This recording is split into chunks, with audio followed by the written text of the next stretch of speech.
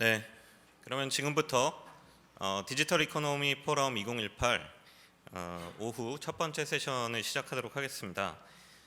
그 오후 첫 번째 세션은 글로벌 트렌드 및 플랫폼 비즈니스가 우리 경제에 미치는 영향이라는 제목으로 네 분의 그 주제 발표와 패널 토크까지 준비를 했고요.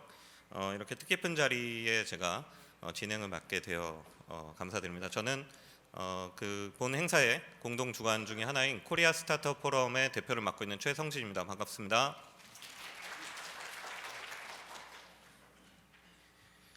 네, 식사 맛있게 하셨나요?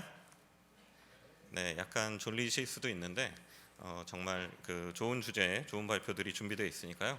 좀 저희가 힘을 내서 시작을 해보도록 하겠습니다. 그 네 분의 주제 발표가 준비되어 있는데요. 순서대로 제가 소개를 시켜드리겠습니다. 먼저 첫 번째 순서입니다. 서울대학교 경영대학원 그 교수이신 유병준 교수님께서 발표를 해주시겠고요. 플랫폼 비즈니스의 글로벌 현황 및 전망이라는 주제로 발표를 해주시겠습니다. 네, 안녕하세요. 저 서울대 유병준 교수입니다. 이렇게 뜻깊은 자리에서 발표를 하게 돼서 영광으로 생각합니다.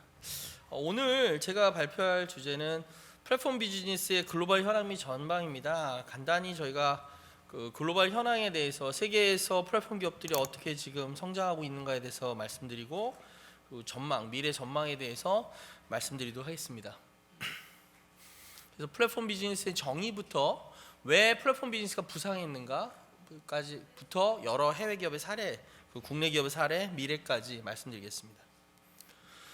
플랫폼 비즈니스란 여러분 많이 아시겠습니다만 그 사업자, 공급자가 네트워크를 구축하고 그 중간에서 플랫폼 구축자가 있고 거기에서 소비자와 공급자가 만나는 공간이 되겠습니다. 그래서 판을 제공하고 그 판에 양자, 투 사이드에 있는 공급자와 수요자가 만나는 그 판을 제공하는 것이 바로 플랫폼 비즈니스입니다.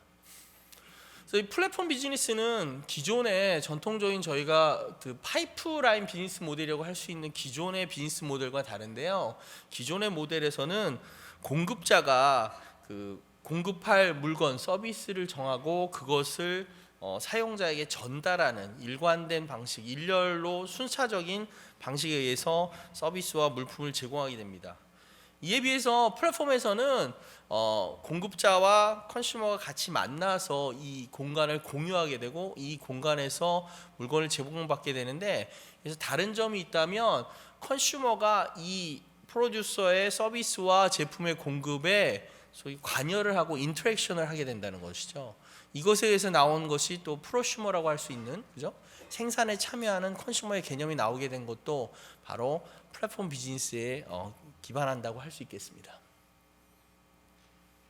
그래서 플랫폼 비즈니스는 말씀대로 멀티 사이드 마켓이라고 할 수 있습니다. 과거의 기존 비즈니스는 공급자가 생산자에 공급하는 원 사이드 마켓이었다면 플랫폼 비즈니스는 멀티 사이드가 되고 그 공급자와 수요자의 가치 중개, 과거의 파이프라인 비즈니스는 제품 서비스의 델리버리에 중심이 맞춰져 있었다면 플랫폼 비즈니스는 그 가치가 중개되고 교환되는 공간이라는 것이 중요하다는 것이 되겠습니다. 여기에서 주요 관심사는 플랫폼 비즈니스에서는 그래서 공급자와 수요자가 균형 있게, 공급자는 수요자를 더 많이 만나기 위해서, 수요자는 공급자를 더 만나기 위해서 이 판을 구축하고 이 만나는 공간을 활성화시키는 것이 중요하다고 할 수 있겠습니다. 이에 비해서 파이프라인은 각 일방에 대하여 수요자를 더 많이 모으고 공급을 효율적으로 하는 것이 중심이 된다고 할 수 있겠습니다. 플랫폼 비즈니스가 왜 그러면 유행하게 되어 있는가?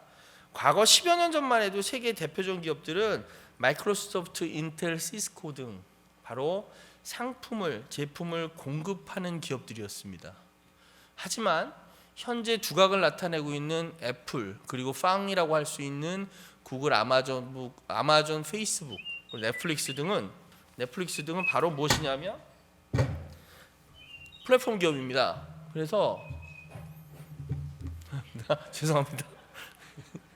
플랫폼 기업들이 부상하게 되었습니다.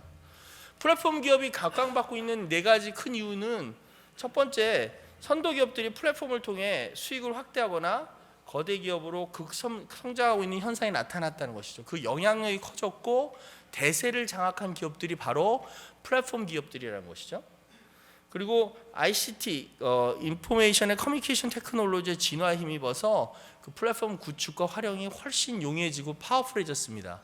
과거 20년 전에 컴퓨팅 파워를 가지고 이러한 것을 이상을 구현한다는 것은 사실상 불가능했죠. 하지만 그 20년 동안 경제성과 힘이 커졌습니다. 그리고 비용도 훨씬 낮아졌습니다. 지금 실리콘밸리 스타트업들의 스타트업 창업 비용이 절반으로 떨어졌습니다. 이것도 바로 이런 플랫폼 기업과 ICT의 힘에 의해서 가능했던 것입니다. 그리고 글로벌 경쟁이 심화와 함께 고객의 니즈가 다양해졌고 기술 혁신이 가속화되었는데 이 기술 혁신을 이용하면서 다양한 서비스 욕구를 충족시킬 수 있는, 그리고 짧은 수명 주기에 그 맞춰서 고객의 니즈에 따라서 변화할 수 있는 그리고 다품종 소량 생산을 할 수 있는 체계가 바로 이 플랫폼 비즈니스라는 것입니다. 이따가 또 그 자세한 이유에 대해서 다시 한번 또 말씀드릴 기회가 있겠습니다. 그리고 여러 항과 산업 영역을 무너뜨리는 융복합화가 가능해지면서 이종 산업 간 결합이 플랫폼을 통해서 일어나게 되었습니다. 아마존 같은 기업이 진짜 영역이 무엇이니 과거로 치면 산업의 영역이 다르다고 할 수 있는 많은 영역들을 동시에 사업을 영위할 수 있게 된 것도 바로 이 플랫폼 비즈니스라는 프레임에 의해서 가능하게 된 것입니다. 플랫폼은 그래서 지렛대 효과를 가지고 있습니다. 이걸 레버리지 효과라고 하는데요. 한 번 셋업이 되면 다른 산업을 진출하는 것이 훨씬 더 쉽다는 것이죠. 이유는 제품 개발과 생산 과정에 공통적인 프로세스를 다시 활용할 수 있다는 것입니다. 한 번 구축된 프레임을 다시 활용할 수 있는 거죠. 아마존이 사실은 서점을 하다가 이것을 가지고 AWS를 나가고 오픈마켓을 나갈 수 있었습니다. 이와 같을 때 바로 그들이 가지고 있는 지식과 프레임은 다시 재활용될 수 있습니다. 전혀 다른 산업인데도요. 그리고 개방형 플랫폼, 애플의 앱스토어 같은 개방형 플랫폼을 보시면 아시겠습니다만 과거 어떤 기업도 할 수 없었던 거대한 규모의 소프트웨어 개발자들을 고용한 것 같은 효과죠.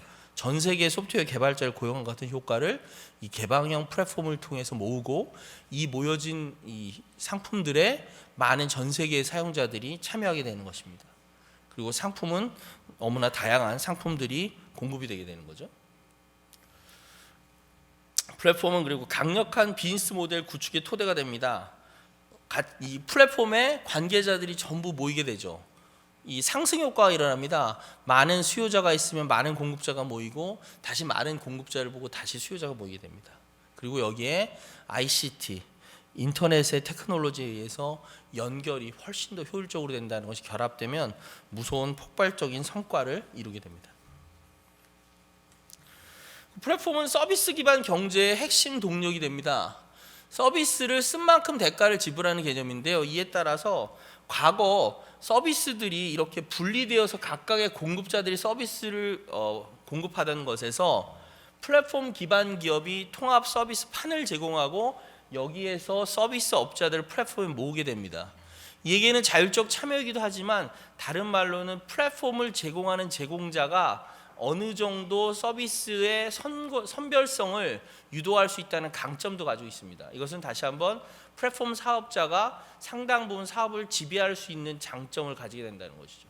여러분 구글의 서비스를 보시면 물론 오픈 서비스가 가능합니다만 그들이 제공하는 서비스에 의해서 프리퍼되는 사업자가 있다는 것을 보실 수 있습니다. 어느 정도 지배력을 가지고 있으면서 개방성을 동시에 가지게 되는 특성을 가지게 됩니다.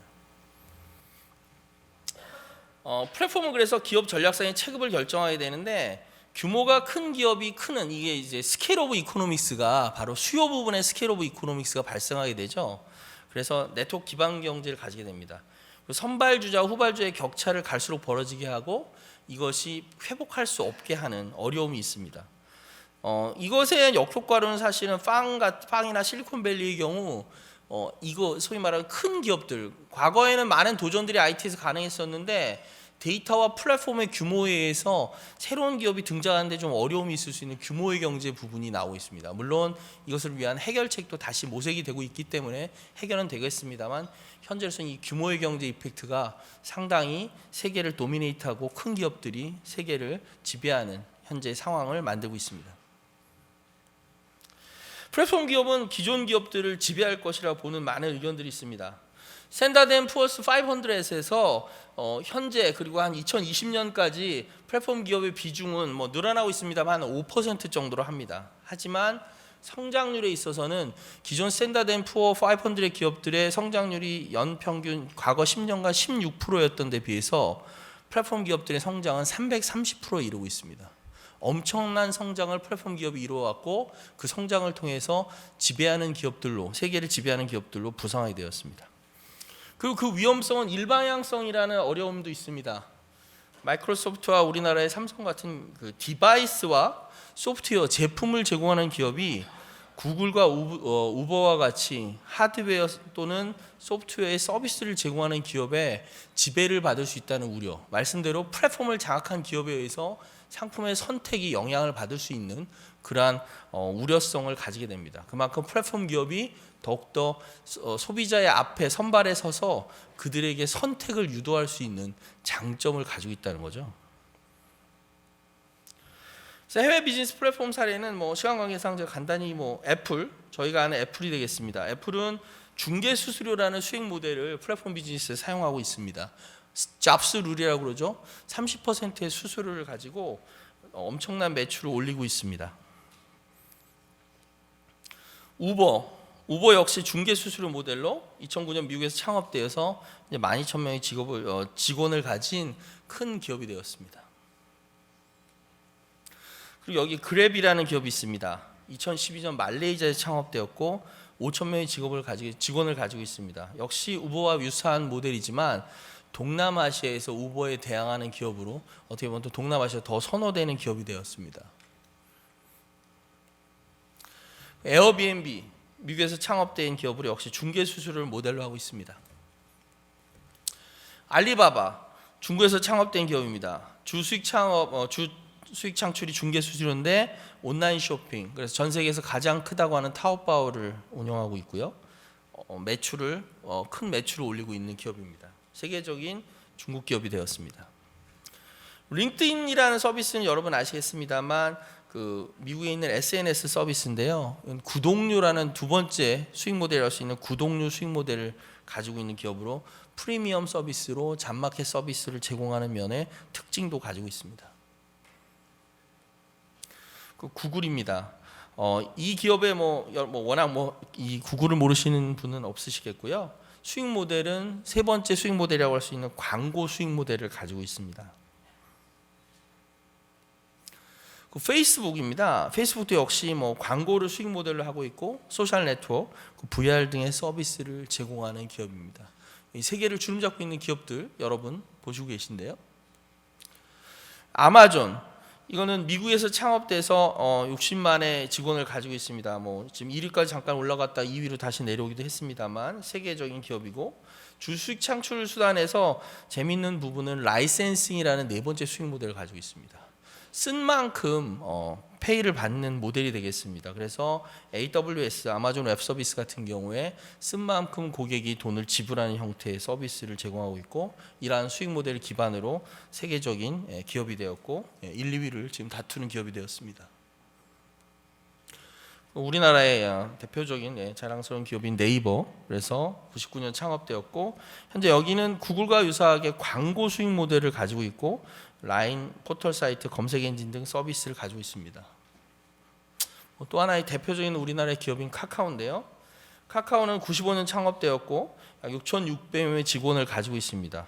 여기는 또 재미있는 것은 다섯 번째 수익 모델이라고 할 수 있는 플랫폼에 아이템 판매라는 수익 모델을 가지고 있습니다. 많은 아이템들을 판매하고 있죠. 자체적인 플랫폼으로 컨텐츠 아이템을 판매하는 특성을 가지고 있어서 어떻게 보면 새로운 어떤 비즈니스 모델을 또 제시해주고 있다고 할 수 있겠습니다. 그래서 이렇게 플랫폼 비즈니스가 진화하고 있는데 그 진화의 폭은 훨씬 더 넓어지고 있습니다.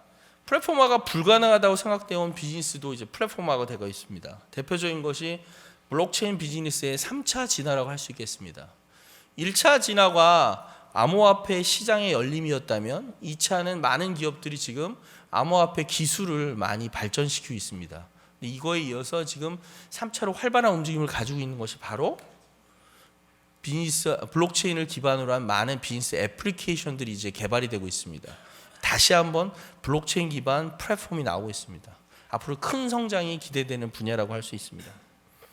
이와 같이 새로운 형태의 플랫폼 비즈니스가 등장할 것이고 빅데이터, 인공지능, 블록체인, 공유경제 이미 많이 나온 것들이 이제 결합되어서 새로운 형태로 또다시 진화를 할 것입니다. 그렇다면 지금 세상을 지배하고 있는 애플, 구글, 아마존, 페이스북이 영원할 것인가? 20년 전 마이크로소프트가 영원할 것인가를 저희 분야의 학자들이 같이 논의를 마이크로소프트와 한 적이 있는데요. 다음 20년, 10년, 20년 뒤에 과연 그들이 지금처럼 세계를 지배해야 할지 아니면 새로운 도전자가 나올지 또다시 우리는 새로운 도전과 창업을 기다리고 있습니다. 뭐 예를 들어 블록체인과 함께 바이오 네트워크 같은 것들 등장이 가능할 거 생각합니다. 바이오 테크놀로지 기반으로 한 네트워크라든지 또는 인간에게 인베디드된 소위 말하면 네트워크가 나와서 그것에 대한 진화들은 앞으로 무궁무진한 방향으로 될 수 있을 것이라고 보입니다. 플랫폼 비즈니스, 이러한 플랫폼 비즈니스에 대해서 우리는 우리나라 또는 정부 그리고 기업 측면에서 많은 사업이 지원되고 창의적 아이디어에 대한 지원이 필요할 것입니다. 이에 비해서 기존 산업 보호로 잃고 있는 우리의 인터넷 비즈니스 기회를 생각해 봐야 될 것입니다.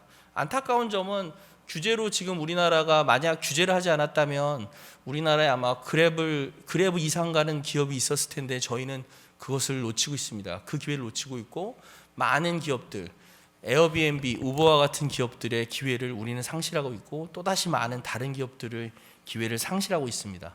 너무나 안타까운 저희의 손실이라고 생각합니다. 정부의 역할에 있어서도 정부의 역할이 바로 플랫폼 비즈니스라고 생각한다면 정부의 플랫폼 비즈니스 적용 가능성, 서비스의 적용 가능성을 또다시 생각을 해보면 좋을 것 같습니다. 말은 판깔기를 한다고 하지만 지금 판깔기를 제대로 하고 있는가에 대해서 좀 더 효율적인 노력은 많은 노력이 있다고 생각합니다. 보다 효율적인 지원과 창업의 육성이 필요하다고 생각합니다. 다음 세대 플랫폼 모델을 또한 준비해야 될 것입니다.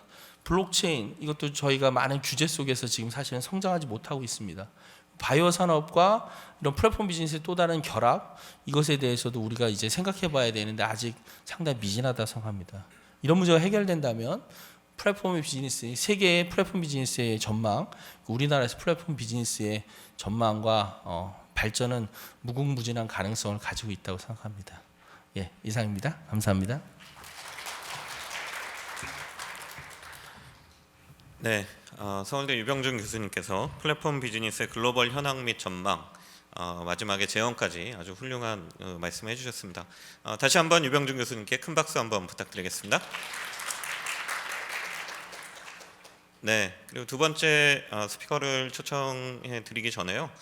저희가 앞서도 설명을 드렸는데 저희 프로그램북하고 같이 나눠드린 QR 코드가 적힌 종이가 있습니다. 그거를 촬영해서 들어오시면 저희 행사 심플로우 화면이 나오는데요. 거기에 지금 말씀하시는 분들에 대해서 질문을 남기실 수 있도록 되어 있습니다. 그래서 거기 접속하셔서 질문도 남기시고 다른 분에 대한 질문을 추천을 해주시면 저희가 또 이따가 패널 토크 시간 때 추천이 많이 나온 질문을 좀 선정을 해서 좀 같이 여러분들과 함께 이 이야기를 나눠보는 시간도 가질 테니까요.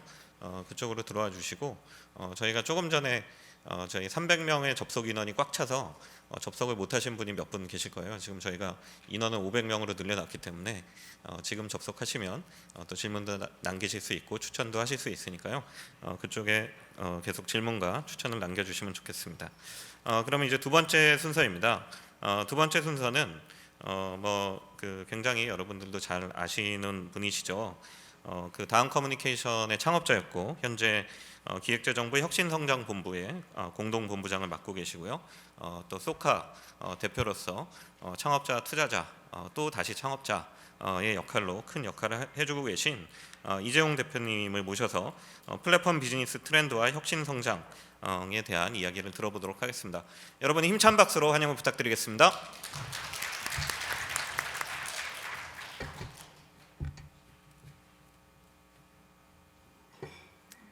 안녕하세요. 제가 우리나라에서 아마 가장 긴 직함을 갖고 있는 사람이 아닐까 생각이 좀 드는데요. 저게 공식 명칭이랍니다. 네, 그렇고요. 제가 플랫폼 비즈니스를 원래 말씀드려야 되는데 왜 여기서 혁신 성장을 말씀드리려고 하냐 하면 지금 앞에 말씀하셨듯이 플랫폼 비즈니스 자체는 혁신 성장에서 지금 현재 가장 중요한 비즈니스 축의 하나입니다. 그래서 먼저 우리는 혁신 성장이 어떤 것이고 우리가 어떤 스탠스를 취해야 될까에 대한 논의를 먼저 좀 하면 그럼 당연히 그 다음은 우리가 좀 이게 문제 풀릴 것 같아서 우리가 다 알고 있는 것 같지만 사실은 잘 모르는 저희 혁신 성장에 대한 이야기를 조금 더 해보려고 합니다. 혁신, 그럼 시스템을 바꾸는 거죠. 시스템을 새롭게 바꾸는 걸 혁신이라고 하는 건 뭐 다 아실 겁니다. 그래서 우리가 누차 많이 들어왔던 뭐 규제 혁신, 노동 혁신, 산업 혁신 얘기는 많이 들어보셨을 거고요. 그래서 혁신이라는 것은 어떤 것을 새롭게 바꾸는 건데 왜 여기서 그러면 지금까지 그 혁신 성장이라는 것이 계속 해왔던 것을 왜 다시 얘기하느냐?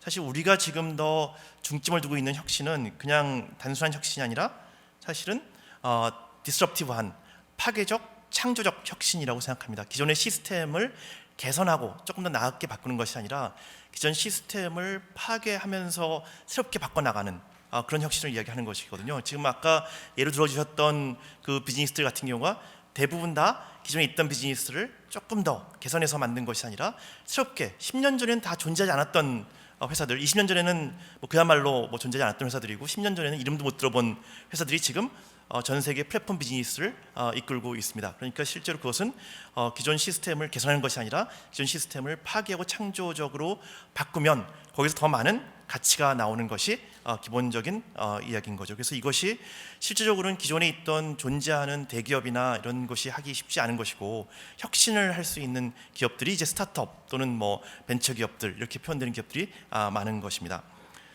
그런데 이 혁신이 그러면 왜 필요한 거냐? 사실 이것이 우리가 얘기하면서 여러 가지 뭐 이제 이념적으로 뭐 또는 뭐 여러 가지 생각할 때 혁신이라는 것이 꼭 필요한가? 그냥 지금 우리 잘 살고 있는데 조금 더 뭐 분배를 좀 더 잘하고 조금 더 착하게 더 살면 되는 거 아니냐? 이런 얘기하지만 사실 지속 가능성을 높이기 위해서 우리 사회 지속 가능성을 높이기 위해서는 혁신은 계속되어야 합니다. 그러니까 실제로 우리 사회 전체가 다 뭐 혁신 동력을 가지고 움직이지는 못할지언정 어떤 한 섹터는 또는 어떤 한 분야는 혁신이 일어나지 않는 한 우리가 우리 사회 유지하기가 힘든 것이죠. 사실 우리가 뭐 삼성이나 이런 곳들이 만들어낸 혁신, 과거에는 그것이 지금은 뭐 더 이상 혁신적이지 않을지 몰라도 20년 전, 30년 전에는 그것이 만들어낸 혁신이 지금 우리 사회를 지탱해주는 힘이 된 것이겠죠. 자동차 마찬가지고 또 인터넷도 마찬가지고 이 IT 인더스트리 마찬가지라고 생각합니다. 그래서 우리 사회가 지속 가능하기 위해서는 혁신 성장이 필수적일 수밖에 없다.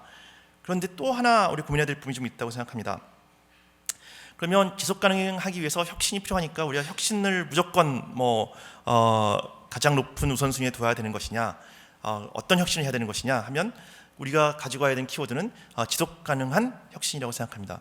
실제로 사회 전체가 우리가 지금 현재 지속 가능성을 과연 가지고 있느냐에 대해서 한 번 더 고민해 볼 필요가 있고 그것을 어떻게 하면 더 길게 지속 가능하게 우리 사회를 좀 더 만들 수 있을까? 거기에 방점을 둔 혁신을 만들어야지만 우리 사회 전체가 지속 가능해질 거고 그래야지 혁신이라는 것 자체가 거기에 아주 중요한 동력을 할 거다라는 겁니다. 그럼 지속 가능한 혁신이라고 하면 기본적으로는 환경, 사회, 경제적 효과를 동시에 고려한 혁신이 되겠죠. 그러니까 실제로 환경, 사회 문제에 대한 부분이 중점이 될 거고요. 하지만 경제적으로도 이게 큰 변화를 만들어내지 못한다고 하면 그냥 뭐 시민운동과 다름없을 것이고요. 이것이 경제적 효과를 만들어내야지만 혁신 동력이 우리 사회 전반적으로 퍼질 수 있는 거겠죠. 그래서 실제로는 환경, 사회, 경제 효과를 동시에 고려한 혁신을 만들어내는 것이 중요하다. 그것이 바로 지속 가능한 혁신이다. 그것은 곧 제로섬이 아니라 플러스섬이 돼야 되는 것이다. 그러니까 실제로는 우리가 생각할 때 뭐 기존 인더스트리는 다 낡고 잘못됐으니까 그것을 새롭게 바꿔내는 것. 그래서 우리는 새롭게 어떤 경제적 이득을 한쪽에서 얻고 있던 것을 한쪽으로 옮겨가는 것. 이것이 혁신이 아닌가 생각하지만 그건 제로섬일 가능성이 많은 것이고요. 실제로는 우리는 그것을 같이 새로운 것이 바뀌었을 때 거기에 경제적 이득, 환경적 또는 사회적인 것이 더 전체적으로 커지는, 물론 거기에도 손해보는 사람도 있고 이익 보는 사람도 있겠지만 그 전체적으로 더 커지는 플러스섬을 우리가 만들어내는 혁신이 되어야 될 것이다. 이것이 이제 지속 가능한 혁신의 기본적인 전제가 될 것이고 이것이 우리 사회를 갖다가 다시금 지속 가능하게 만들어주지 않겠느냐라는 말씀입니다. 그런데 그럼 지속 가능한 혁신하려면 어떻게 해야 될 것이냐? 사실은 혁신을 하기도 힘든데 이게 지속 가능한 혁신이라는 것이 과연 가능한 것이냐라고 물어보실 수 있는데요. 이것이 그렇게 어려운 부분이 아니라 생각합니다. 우리 사회 전체적으로 이미 지속 가능성에 대한 것들이 고민들을 많이 하고 있기 때문에 그것이 우선순위가 어디에 있느냐에 따라서 좀 다를 뿐이지 지속 가능한 혁신을 하기 위해서 뭐 아주 다른 아주 정말 새로운 뭘 만들어내야 되는 것이 아닌 것이고 이 정도만 돼도 우리가 지금 이 정도 노력만 해도 훨씬 더 지속 가능한 혁신에 가까워지지 않겠느냐. 물론 환경, 사회, 경제 효과를 고려해야 되지만 그렇게 만들려고 하면 실제로 그것을 하는 소비자, 그것을 만들어내는 생산자 또는 전체 사회적으로 그렇게 하는 움직임이 강한 움직임으로 가는 강한 동기가 유발될 수 있는, 그래서 사회적 합의가 만들어질 수 있어야 된다. 왜냐하면 환경 사회적으로 이것이 지속 가능하려고 하면 여전히 거기에 대한 부분들은 사회적인 논란이 많을 거기 때문에 그것을 어떻게 하면 사회적 합의를 유도할 수 있을까? 근데 사회적 합의 유도하는 것이 그냥 단순히 뭐 설득하고 뭐 공청회하고 이런 것이 아니라 그렇게 움직여갈, 사회가 그렇게 움직여갈 동인을 만들어주는 것, 그것이 가장 중요한 일이라고 생각합니다. 또 하나는 지금까지 얘기했던 창조적 파괴적 혁신이라고 하지만 그것보다도 훨씬 더 창조적이고 더 파괴적 혁신이 일어나면 될 것이다. 왜냐하면 이것이 제로섬이 아니라 플러스섬이 되면서 사회적인 합의가 만들어지려고 하면 그것이 그냥 개선하지 않고 이렇게 만들어지려고 하면 훨씬 더 새로운 모델이 나와야 될 것이고 훨씬 더 지금까지의 모델이 앞으로는 지속되지 않는다는 것을 우리가 다 인지하고 있어야 될 것이고 그랬을 때에 대한 대안이 훨씬 더 그럴듯한 대안이 나와야만 할 것이다. 또 하나는 광범위한 협력, 그러니까 이게 뭐 시민사회와의 협력 이런 것도 있겠지만 그것뿐만이 아니라 이러한 식의 우리가 지속 가능한 혁신을 이루기 위해서는 여러 가지 주체가 그게 뭐 시민사회, 정치, 정부, 뭐 무슨 노동계, 뭐 기존 산업 다 포함해서 같이 이야기하고 같이 협력하고 같이 참여하지 않는 한 이것이 한 회사의 혁신으로 그 사회 전체적인 어떤 동력이 바뀌지는 않을 것이다. 그래서 어떻게 하면 이 세 가지를 좀 더 잘 만들어낼까를 고민을 해봐야 되는 것이 우리의 숙제라고 생각합니다. 이런 것들 그럼 누가 할 수 있느냐에 대해서 가장 저는 주체로 이런 지속 가능한 혁신이 일어날 수 있는 주체로 하고 생각하는 것이 사회 혁신을 하는 혁신 기업이라고 생각합니다. 뭐 이게 너무 어려운 말씀처럼 보일 수 있겠지만 사회 혁신이라고 하면 기존에 있던 사회 문제들을 환경적인 사회 문제들 또는 환경 사회적으로 문제가 있는 여러 가지 정부가 해결하지 못했던 문제들을 우리가 풀겠다. 그것이 우리는 푸는 것이 우리 기업의 목적이다라고 나오는 기업들이 좀 더 많아졌으면 좋겠습니다. 그런 기업들이 많이 나타나서 그 기업이 운영되는 형태는 그냥 기존에 있는 것들을 열심히 기존 시스템 안에서 열심히 하는 것이 아니라 우리는 창조적인 기존 시스템을 좀 바꿔내면서 창조적 파괴를 통해서 훨씬 더 많은 가치를 만들어서 사회적으로 플러스를 만들겠다. 하지만 우리의 가장 우선순위는 이렇게 경제 사회 문제를 해결하면서 동시에는 그것이 경제적으로 의미 있는, 경제적으로 수익도 창출되는 그런 기업을 만들겠다는 혁신 기업. 이거 두 개가 같이 움직이는 기업들이 아마 그런 문제를 풀어낼 수 있지 않을까. 그러니까 에어비앤비라든가 뭐 우버라든가 뭐 리프트라든가 이런 해외 기업들일 수 있을 거고요. 그런 기업들 같은 경우는 처음 출발이 그냥 우리 기업으로서 어떻게 하면 더 많이 뭐 아파트를 만들까 이런 것이 아니라 에어비앤비 같은 경우는 어떻게 하면 이 숙박에 관련된 문제들을 해결할 수 있을까에 접근해서 풀어낸, 그래서 환경 문제, 경제 문제, 사회 문제 동시에 풀어낸 혁신 기업이 되는 것이죠. 2030년 앞으로 약 11년 정도 남았습니다. 그러니까 우리 연말이니까 딱 11년 남았고요. UBS라고 하는 은행에서 발표한 데이터가 있습니다. 아마 찾아보시면 곧 보실 수 있을 텐데요. UBS가 발표한 데이터는 이 그래프에 나오는 것처럼 된다입니다. 그러니까 실제로 이 도심에 있는 그 자동차 대수의 수가 이렇게 전 세계적으로 바뀔 것이다라는 것이고요. 2030년에는 똑같은 기관에서 예측한 것이 2030년에는 자동차 판매량의 12%가 자율주행 택시, 자율주행 차가 될 것이다라고 예측을 합니다. 그러니까 2030년에 12%, 그럼 잘 이제 감이 안 잡히시겠지만 우리나라에 약 150만 대 정도가 차가 판매가 됩니다. 1년에. 그러면 약 12%, 그러면 약 18만 대 정도의 차들이 2030년에는 자율주행 택시로 자율주행차로 팔릴 것이다. 그럼 우리나라의 택시가 몇 대 있느냐? 우리나라의 택시가 약 18만 대, 한 20만 대 정도 있습니다. 그래서 지금 말하자면 2030년 한 해 동안 우리나라 전체 택시량만큼이 자율주행 택시로 바뀔 수 있다. 전 세계가 그렇게 한다는 거니까 우리나라만 그렇게 안 갈 이유는 별로 없겠죠. 그렇게 되는 11년 뒤면 우리나라의 택시는 다 자율주행 택시로 바뀐다라고 해도 과언이 아닐 만큼의 예측이 이렇게 하고 있고, 그 예측이 저는 가능할 거라고 지금 현재 기술 수준이나 여러 가지 봤을 땐 가능할 거라고 생각합니다.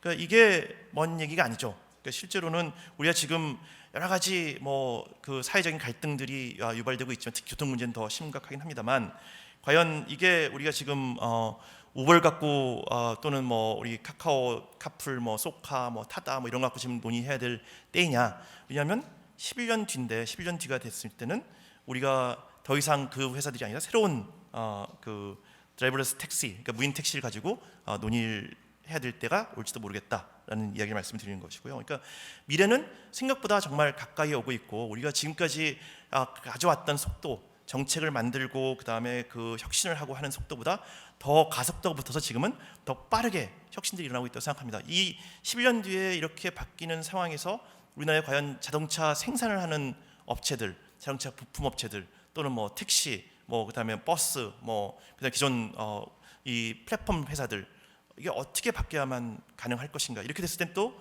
일들, 보험, 이런 것들은 또 어떻게 바뀔 것인가? 이게 아주 새로운 변화가 일어날 수밖에 없는, 그런 혁신이 일어날 수밖에 없는 그런 시기가 도래하고 있습니다. 우리가 하려고 하지 않아도 혁신을 당할 수밖에 없는. 그런데 그럴 때 우리가 고민해야 될 것은 어떻게 하면 더 지속가능한 혁신이 가능해야 될 것인가에 대한 고민을 해야 되는 것이고요.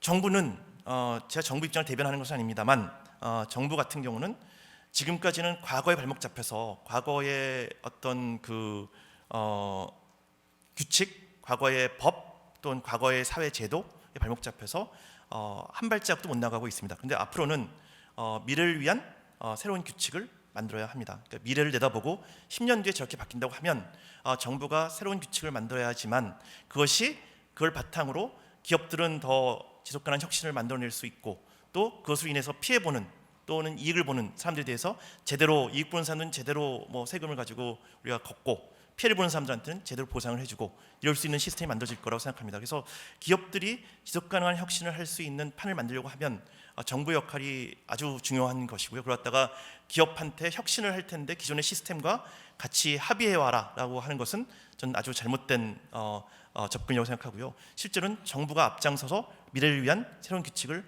만든다고 하면, 그것을 기업들 같은 경우는 이런 혁신을 안 만들 이유가 없고, 실제로 그렇게 만들 때도 기업들의 역할은 그것이 좀 더 환경, 사회, 그 다음에 경제적으로 좀 더 의미 있는, 그래서 플러스점이 되는 그런 혁신을 만들어내려는 노력을 하게 될 것입니다. 이것이 우리가 생각하는 미래인 것 같습니다. 감사합니다. 이재용 대표님, 플랫폼 비즈니스 트렌드와 혁신 성장, 특히 우리가 혁신 성장을 위해서 지속 가능한 혁신을 어떻게 이어갈 것인가에 대해서 굉장히 의미 있는 말씀 해주신 것 같습니다. 다시 한번 큰 박수 한번 부탁드리겠습니다. 네, 그러면 이제 세 번째 순서인데요. 이번에는 그 혁신을 계속 이어갈 수 있는 제도 측면의 부분을 좀 조망을 좀 해보고자 합니다. 알고 계실지 모르겠지만 우리나라에서도 내년부터 규제 샌드박스가 도입이 되는데요. 이 규제 샌드박스는 우리나라가 처음 도입한 게 아니라 이미 영국이나 싱가포르 이런 데서 많은 경험을 통해 제도의 어떤 장단점 또 그 효과들을 보여주고 있습니다. 그래서 저희가 특별히 이번에 싱가포르 그 통화청의 금융개발 전무이사이신 로이 태원님을 모시고 규제 샌드박스와 혁신의 역학관계라는 주제를 들어보도록 하겠습니다. 여러분 큰 박수로 로이 태원님을 맞이해 주시길 부탁드리겠습니다.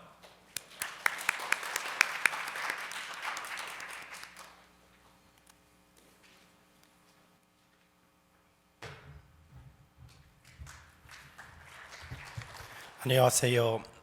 That's probably the only Korean that I know, other than Salanghae. Pardon my voice. As you can hear, I'm a bit sore, my throat. I just got into Korea about 3 hours ago, so I came straight from the airport to here and share with you about what Singapore is doing in regulatory sandbox. I mean, the previous speaker spoke about the need for government to change certain regulations and or even the rule base so that to allow innovation to take place. Now, what I'm going to share is very specific to financial services sector.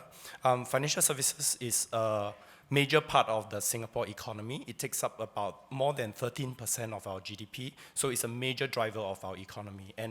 And that's why about 3 years ago, we started thinking about how our financial services sector needs to transform and need to use digital services a lot more, use technology a lot more to help the whole financial services sector to transform.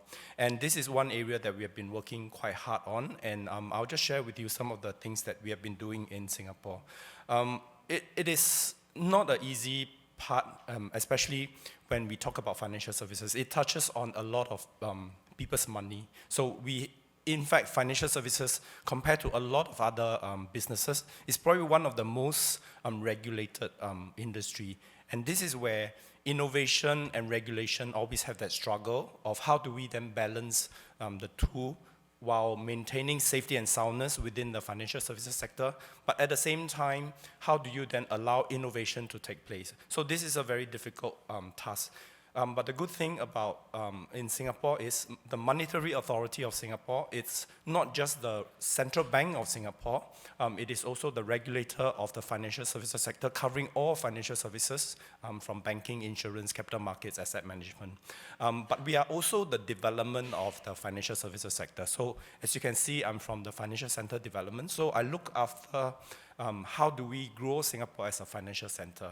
And using the balance between innovation, the balance between regulation, this is where we try to achieve. But before I go into specific topic about regulatory sandbox, I thought I'll just share with you our thinking behind transforming the financial services sector, looking at the digital enabler for financial services.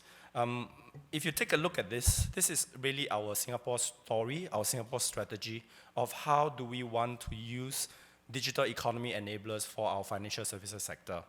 There are 10 of them. You can see number one very important one is we must have a trusted digital identity.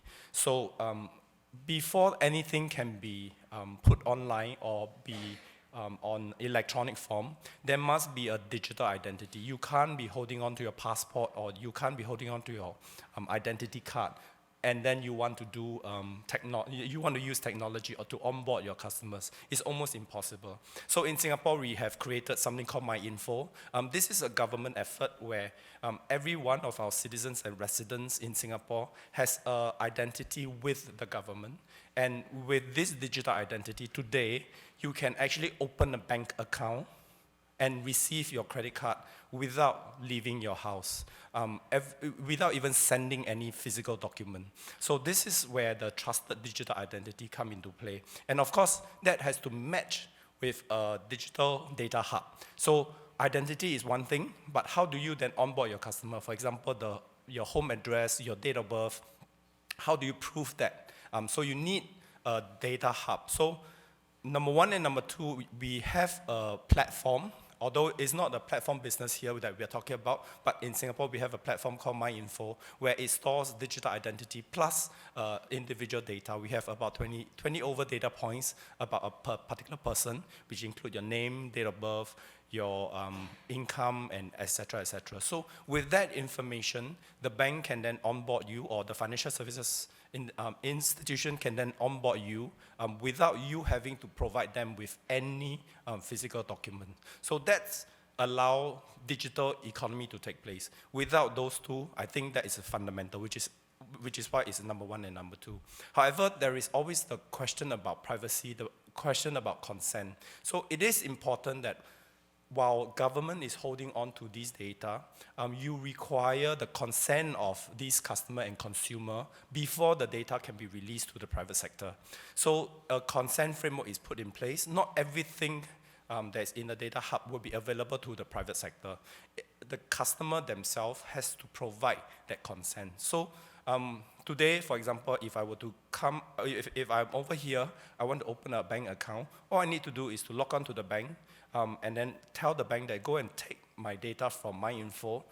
I give the consent to the bank, and when I give the consent to the government to release the information to the bank, and the bank can then use that information and onboard me. So 1, 2, 3 works hand in hand together with the data that is stored with the government. With the consent, it allows then digital economy to take place. And this is why, and you hear me mention a few times, this is a government effort.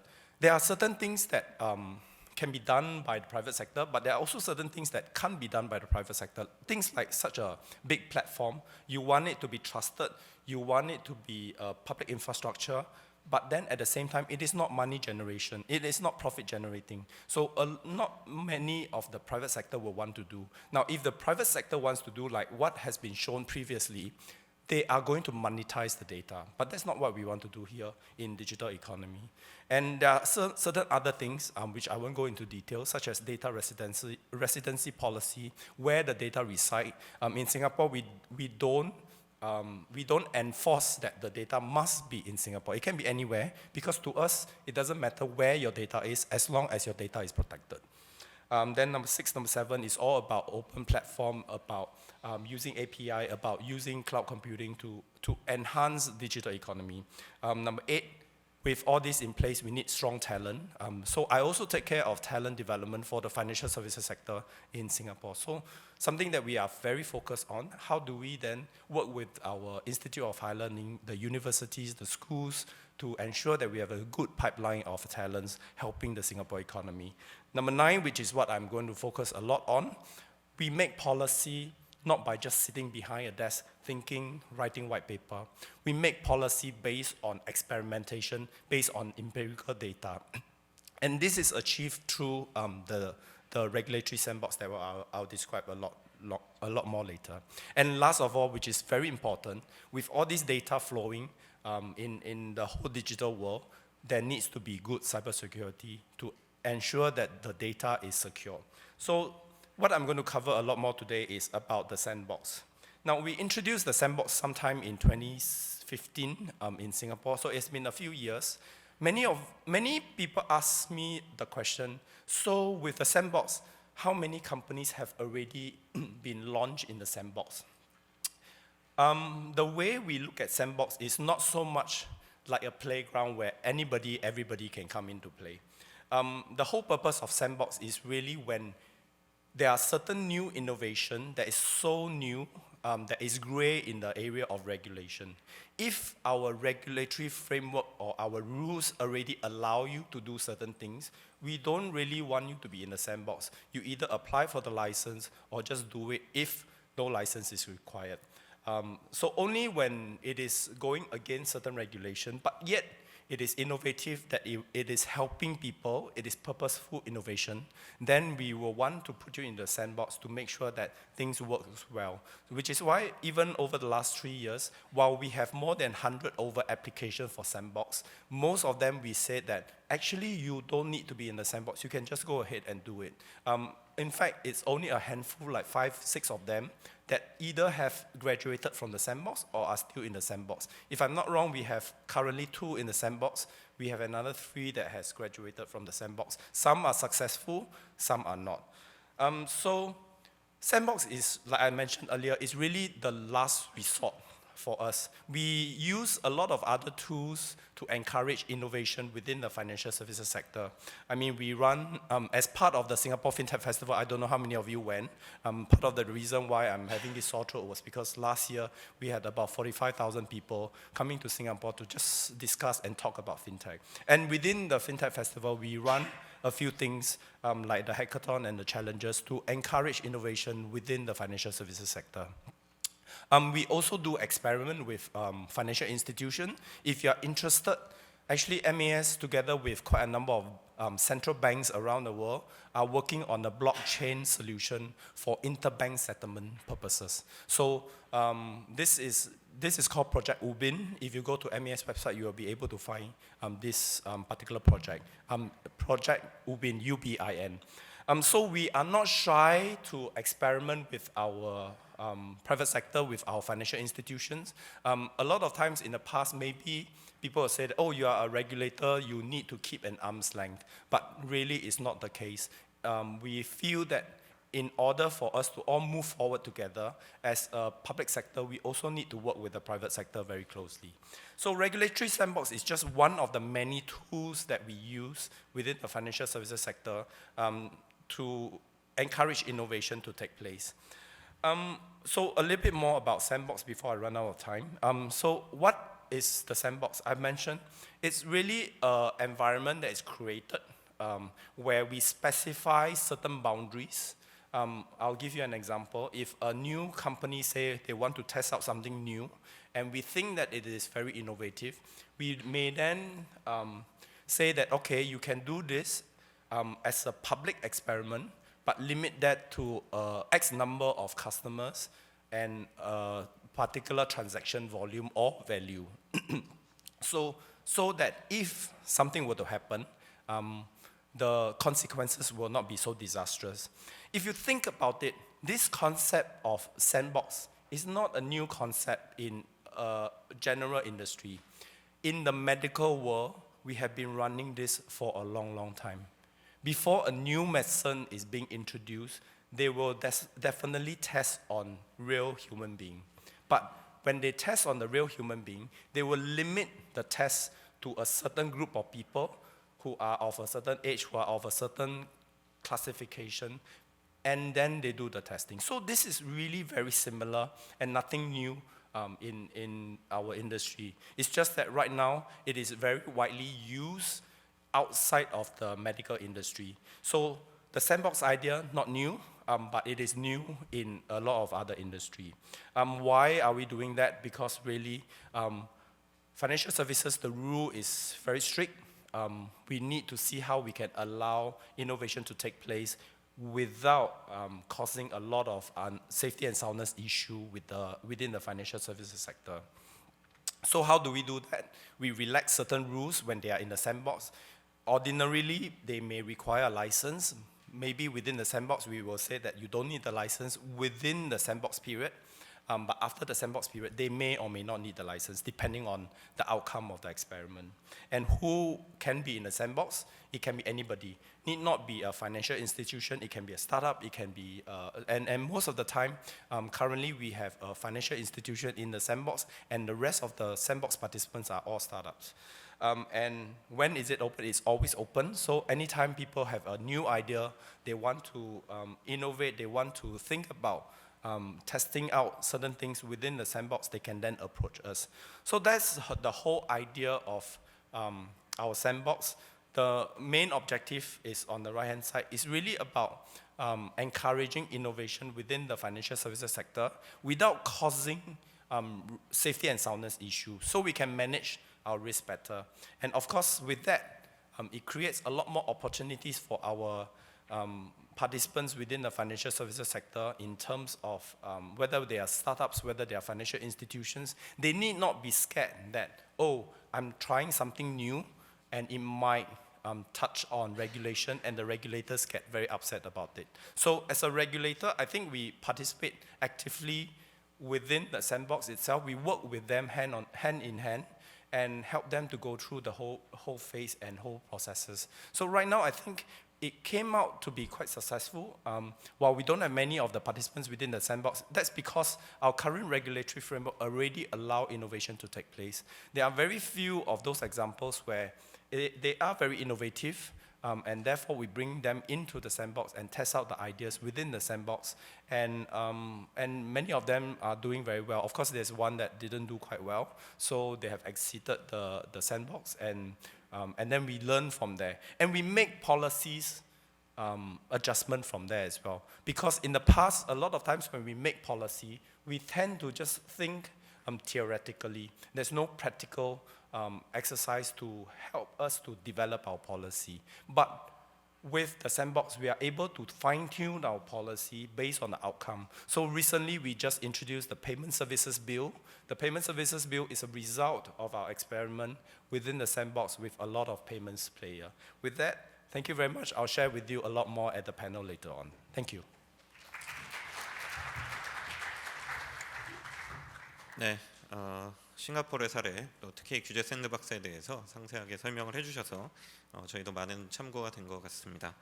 로이테오 전무님한테 다시 한번 큰 박수 한번 부탁드리겠습니다. 네, 그러면 그 첫 번째 세션 마지막 발표 순서가 남았는데요. 마지막 발표가 끝나면 저희가 바로 이 네 분의 연사를 모시고 패널 토크를 진행해 보도록 하겠습니다. 말씀드린 대로 저희 그 QR 코드로 들어오셔서 심플로우에 질문을 남겨주시면 저희가 패널 토크에 반영하도록 하겠습니다.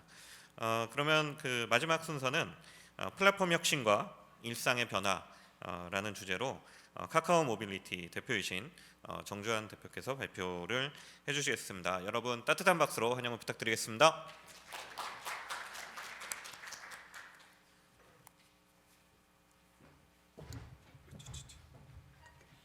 네, 안녕하세요. 카카오 모빌리티 정주환입니다. 반갑습니다.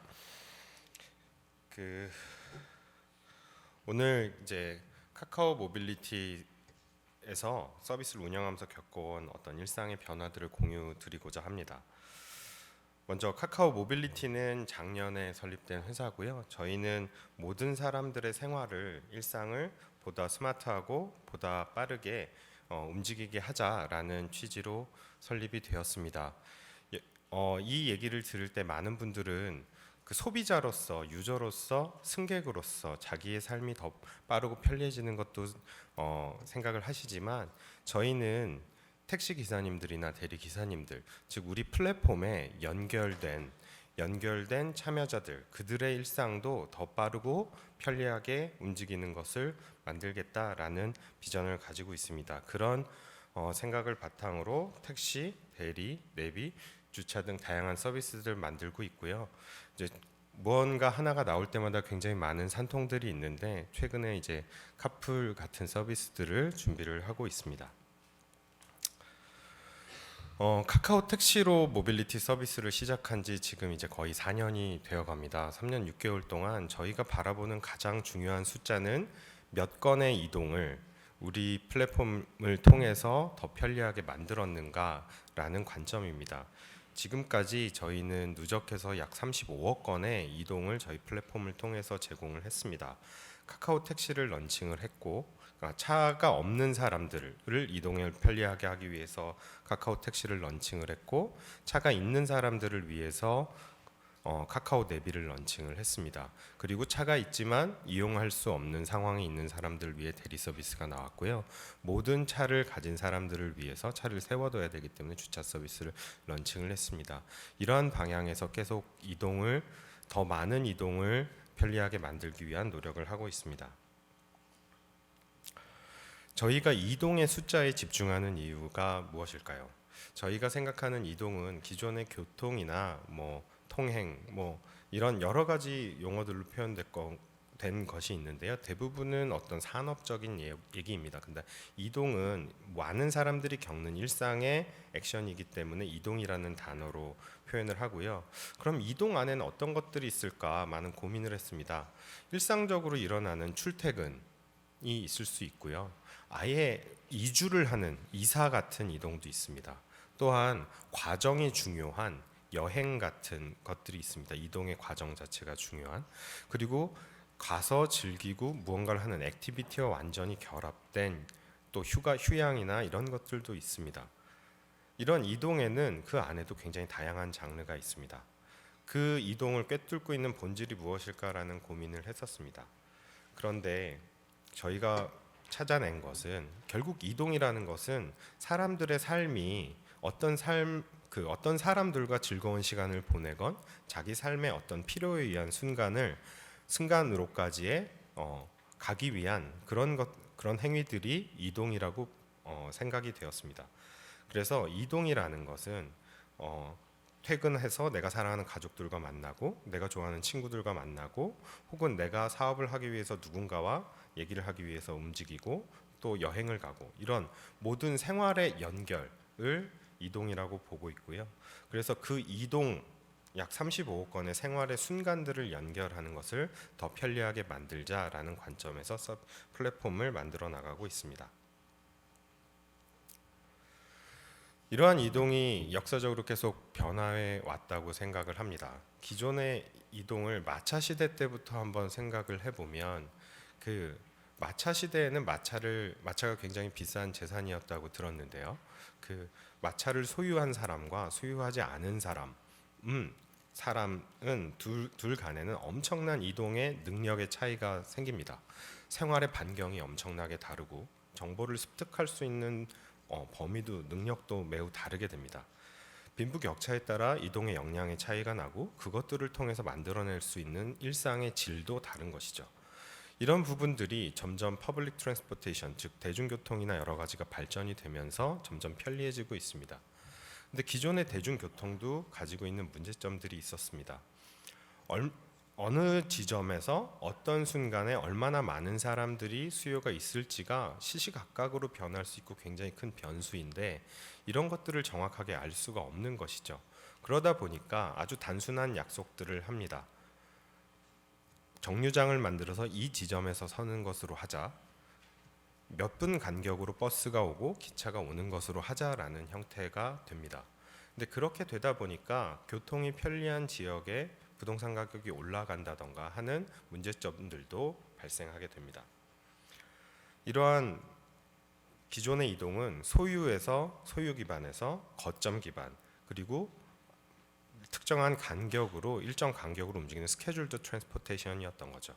그런데 이게 플랫폼을 통해서 실제 수요가 언제 있는지, 그다음에 실제로 지금 움직일 수 있는 차량들이 어디 있는지, 거기가 수요가 있는지 없는지가 연결이 되면서 이제 공유형 이동과 라스트 마일, 즉 내 집 앞까지 오는 이동, 그다음에 온디맨드, 내가 원할 때 필요할 때 이용하는 이동으로 급격하게 변해가고 있습니다.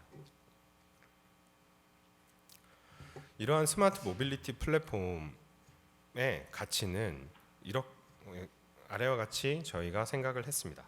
연결과 공유, 다양성을 통해서 사람들의 삶을 보다 행복하게 할 수 있는 새로운 이동이다라는 생각이 듭니다. 크게 연결, 공유, 다양성이라는 가치를 만들어낸다라는 것이고요. 첫 번째, 연결에 대해서 조금 말씀을 드리겠습니다. 연결에는 두 가지 의미가 있다고 생각합니다. 첫 번째가 인터넷 커넥티비티입니다. 수요 시점에서의 어떤 즉각적으로 플랫폼에 자기 수요를 던질 수 있는 커넥티비티, 그다음에 주차장이나 혹은 택시, 어떤 차량 등이 지금 주차장이 비어 있는지 꽉 차 있는지, 가격은 얼마인지 이런 것들을 연결할 수 있는 정보를 주고받는 인터넷 커넥티비티가 있겠고요. 또 하나는 수요와 공급을 실시간으로 연결해주는 연결성이 있다고 생각을 합니다. 이러한 두 가지의 연결성을 통해서 새로운 가치들이 나타나게 됩니다.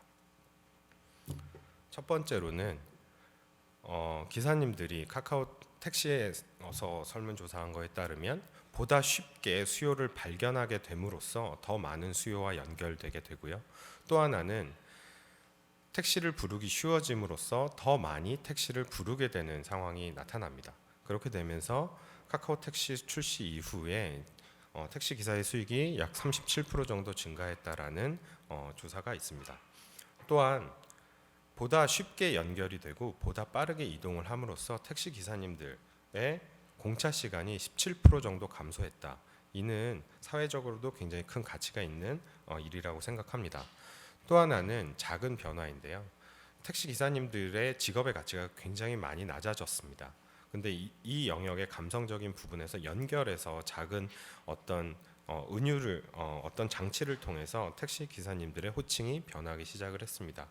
카카오 택시를 불렀을 때 기사님으로부터 전화가 왔을 때 저희가 카카오 택시 기사님이라는 안내 멘트를 남기게 됐고요. 이것들을 통해서 기사님들에 대한 호칭이 기사님으로 통일이 되는 이런 상황들을 통해서 기사님들이 어떻게 보면 만족도를 느끼는 그런 상황들이 만들어지게 됐습니다. 또한 연결을 통해서 또 재미난 현상이 일어났습니다. 보시는 것은 카카오 T 대리에 가입한 그 대리기사를 등록한 사람들의 연령대별 추이인데요. 노란색 선이 20대 대리기사들입니다. 20대 대리기사가 급격하게 증가를 하고 있는데 기존에 전통적으로 대리기사라고 하면 조금 더 시니어 분들이 하는 직업이라고 생각을 했는데 이렇게 늘어나게 됐습니다. 또한 이들은 풀타임이 아닙니다. 아르바이트로서 굉장히 쉽게 자기가 원하는 시간에 자기가 소득을 창출할 수 있게 됨으로써 대안적 소득원, 즉 미래를 준비하는 20대들의 대안적 소득원으로 자리 잡아서 미래를 준비하는 기간 동안에 소득을 제공하는 역할도 하게 된다고 생각을 합니다. 그 다음은 공유라는 가치입니다. 공유라는 건 굉장히 쉽게 가진 자산들을 여러 사람과 나누는 것인데요. 자동차를 생각해 보면 자동차는 제가 소유한 기간 동안 그것들을 시간으로 환산했을 때 약 5% 정도만 제가 운전을 한다고 합니다. 95%는 주차장에 서 있는 것이죠. 이것들을 여러 사람과 나눠서 활용한다면 굉장히 큰 가치가 발생을 하게 됩니다. 실내로 자동차의 가격이 약 5천만 원이라고 했을 때 이것들을 나누어서 쓰이게 된다면 그 자동차가 충분히 감가상각이 끝날 때까지 어떻게 보면 가치를 공유하는 건 5천만 원 이상의, 어쩌면 그 2배 이상의 가치까지도 공유하고 창출할 수 있게 되는 것이죠. 또한 공유는 이러한 문제들을 해결할 수 있을 것 같습니다. 보시는 수치는 교통연구원에서 발표한 대한민국의 그 교통량 중에 나홀로 승용차의 비율의 변화입니다. 2010년에 비해서 2016년에 무려 82.5%, 승용차 중 나홀로 승용차 비율이 82.5%로 굉장히 크게 증가를 했습니다. 거의 대부분의 차량이 나홀로 차량이라는 얘기죠. 이거는 이러한 문제들을 안고 있습니다. 도로 위에 모든 차량이 한 명씩 탔을 때와 그 사람들이 도로 위로 나왔을 때 공간의 차이를 보실 수 있습니다. 실제로 2명이 차를 공유를 하게 된다면 필요한 도로의 넓이가 굉장히 줄어들 수 있다고 생각을 합니다. 그리고 교통체증도 많이 줄 것이고 어쩌면 남는 공간들을 새로운 가치로 환원해서 새로운 공간으로 쓸 수 있을 것이라고 생각을 합니다. 또 하나는 플랫폼을 통해서 다양한 수요에 맞게 즉각적으로 다양한 형태의 서비스가 연결될 수 있는 다양성입니다. 택시 대리 주차와 같은 기존 서비스만이 아니라 최근에는 자전거 공유 혹은 전동 스쿠터의 공유, 그 다음에 비행기까지 자기가 필요한 것들을 예전에는 수요를 찾기 공급자를 찾기 어렵고 혹은 수요자를 찾기 어려워서 누군가가 소유했던 이동 서비스들을 혹은 비이클들을 굉장히 쉽게 플랫폼 위에서 필요할 때 연결이 됨으로써 그것들이 더 많은 사람들의 삶을 편리하게 만들어주는 가치가 있다고 생각을 합니다. 이렇듯 그 스마트 모빌리티 플랫폼은 굉장히 넓은 영역에서 사람들의 삶을 보다 편리하게 하는 가치가 있다고 생각을 합니다. 네, 감사합니다.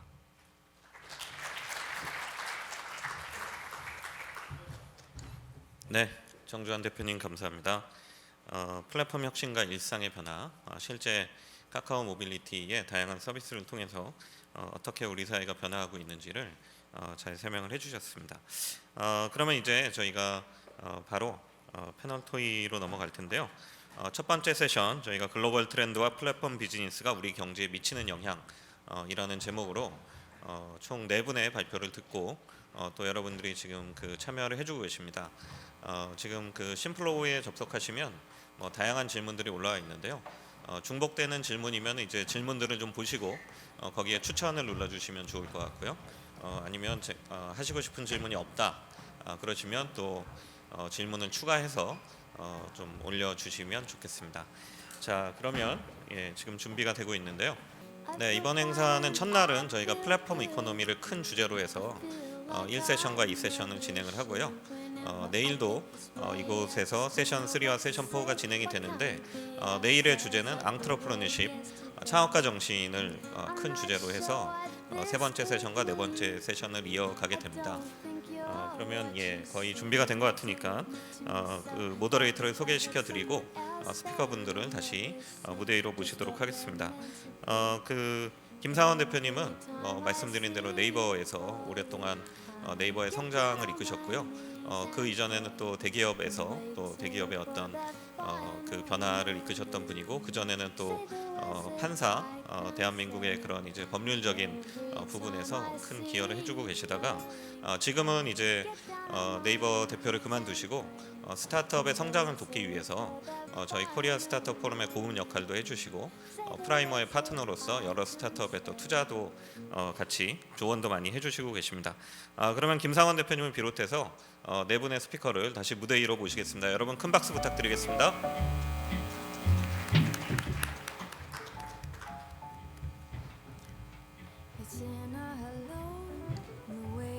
네, 그러면 이제 저는 마이크를 김상원 대표님께 넘겨드리겠습니다.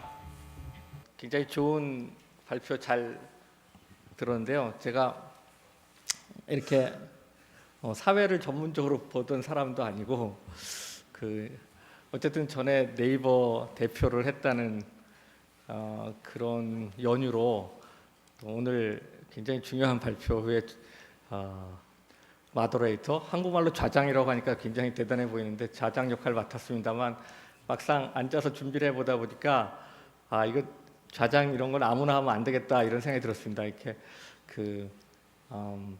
그냥 단순하게 사회자로서 준비된 질문을 읽으면 충분할 거라고 생각했는데 또 발표한 게 다 생각지 않았던 방향으로 흘러가기도 하고 그런 상황에서 굉장히 통찰력 있는 질문을 통해서 아주 최대한의 좋은 답변을 끌어내기 위해서는 이 모든 영역에 대해서 평소에 머릿속에서 많이 정리가 되어 있어야 될 것 같은데 사실은 그렇지가 않은 것 같아서 굉장히 마음이 좀 당황스러운 상황이고요.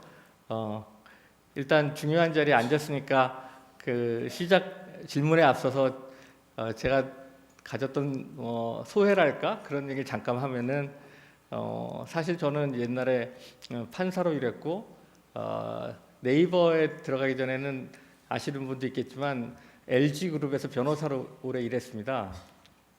그때 세상이 인터넷으로 바뀌어간다는 것을 이제 느끼고 죽기 전에 꼭 인터넷 기업에서 일해봐야지 억울하지 않겠다 이제 그런 생각으로 네이버로 합류를 했는데 지금도 굴지의 대기업인 LG의 많은 동료분들이 그때 저한테 네이버라는 데는 뭐 하는 데냐,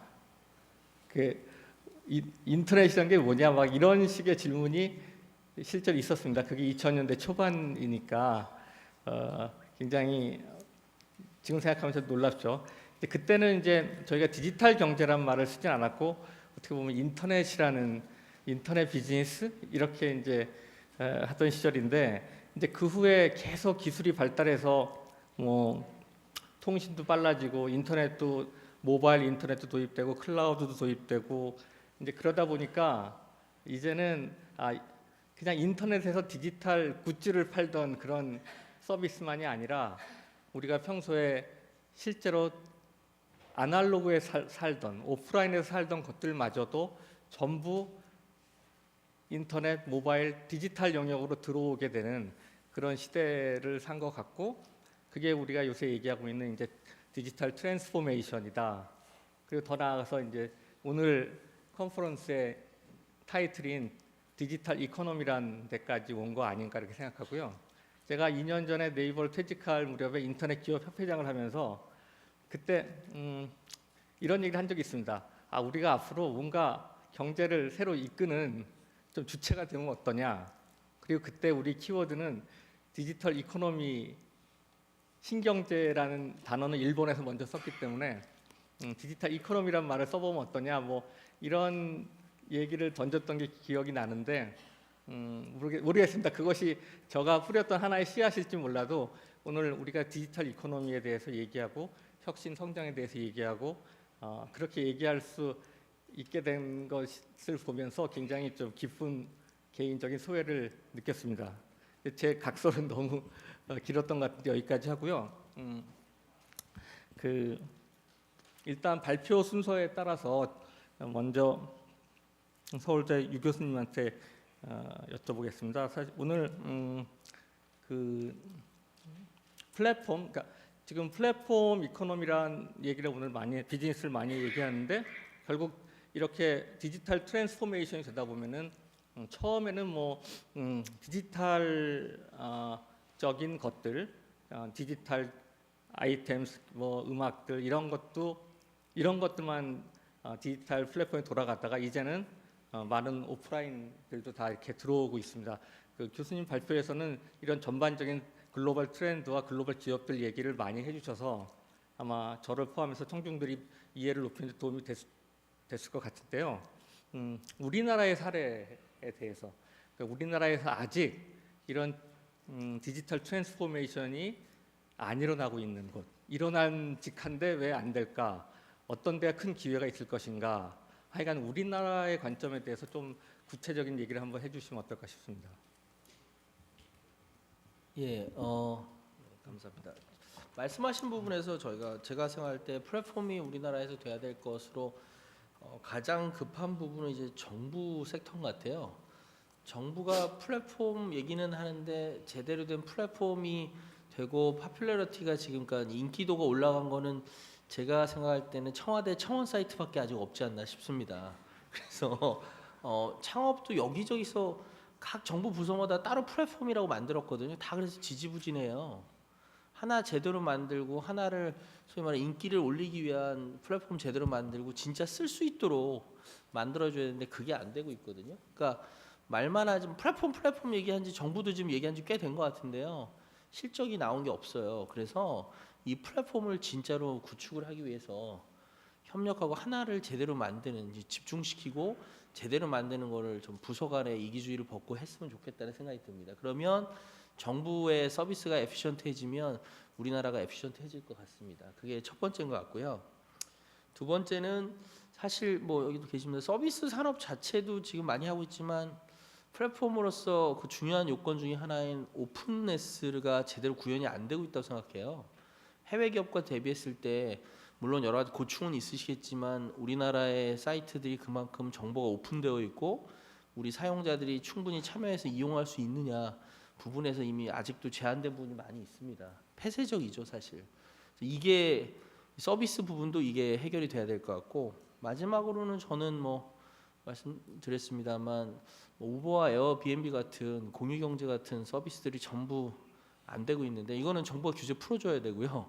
해야 됩니다. 오늘도 아까 정 대표님께서 말씀하셨지만 지금 글쎄 뭐 일부 인터넷 기업들이 이렇게 나오는 것을 뭐 골목 상권하면서 오프라인 뭐 보호해야 된다 이런 얘기 하지만 오늘 보셨지만 제가 많이 연구하면서 느끼는 것은 인터넷 기업의 뒤에 있는 소위 말하면 수요자 공급자들의 계층이 우리 젊은이들이거든요. 이 우리 젊은이들이 비효율적인 구산업의 보호라는 이름의 규제에 의해서 지금 나오지 못하고 사업을 못하고 일자리 못 얻는 거죠. 뭐 일자리 얘기하는데 사실은 지금 가장 큰 일자리들이 이러한 디지털 산업에 있는데 이것들이 규제로 막혀 있다는 것이 큰 문제라고 생각해서 이게 해결돼야 된다고 생각합니다. 마지막은 또 다시 규제 얘기가 될 것 같습니다만 네, 그렇습니다. 이상입니다. 아 예. 전혀 생각지도 못했던 답이 나와서 깜짝 놀랐습니다.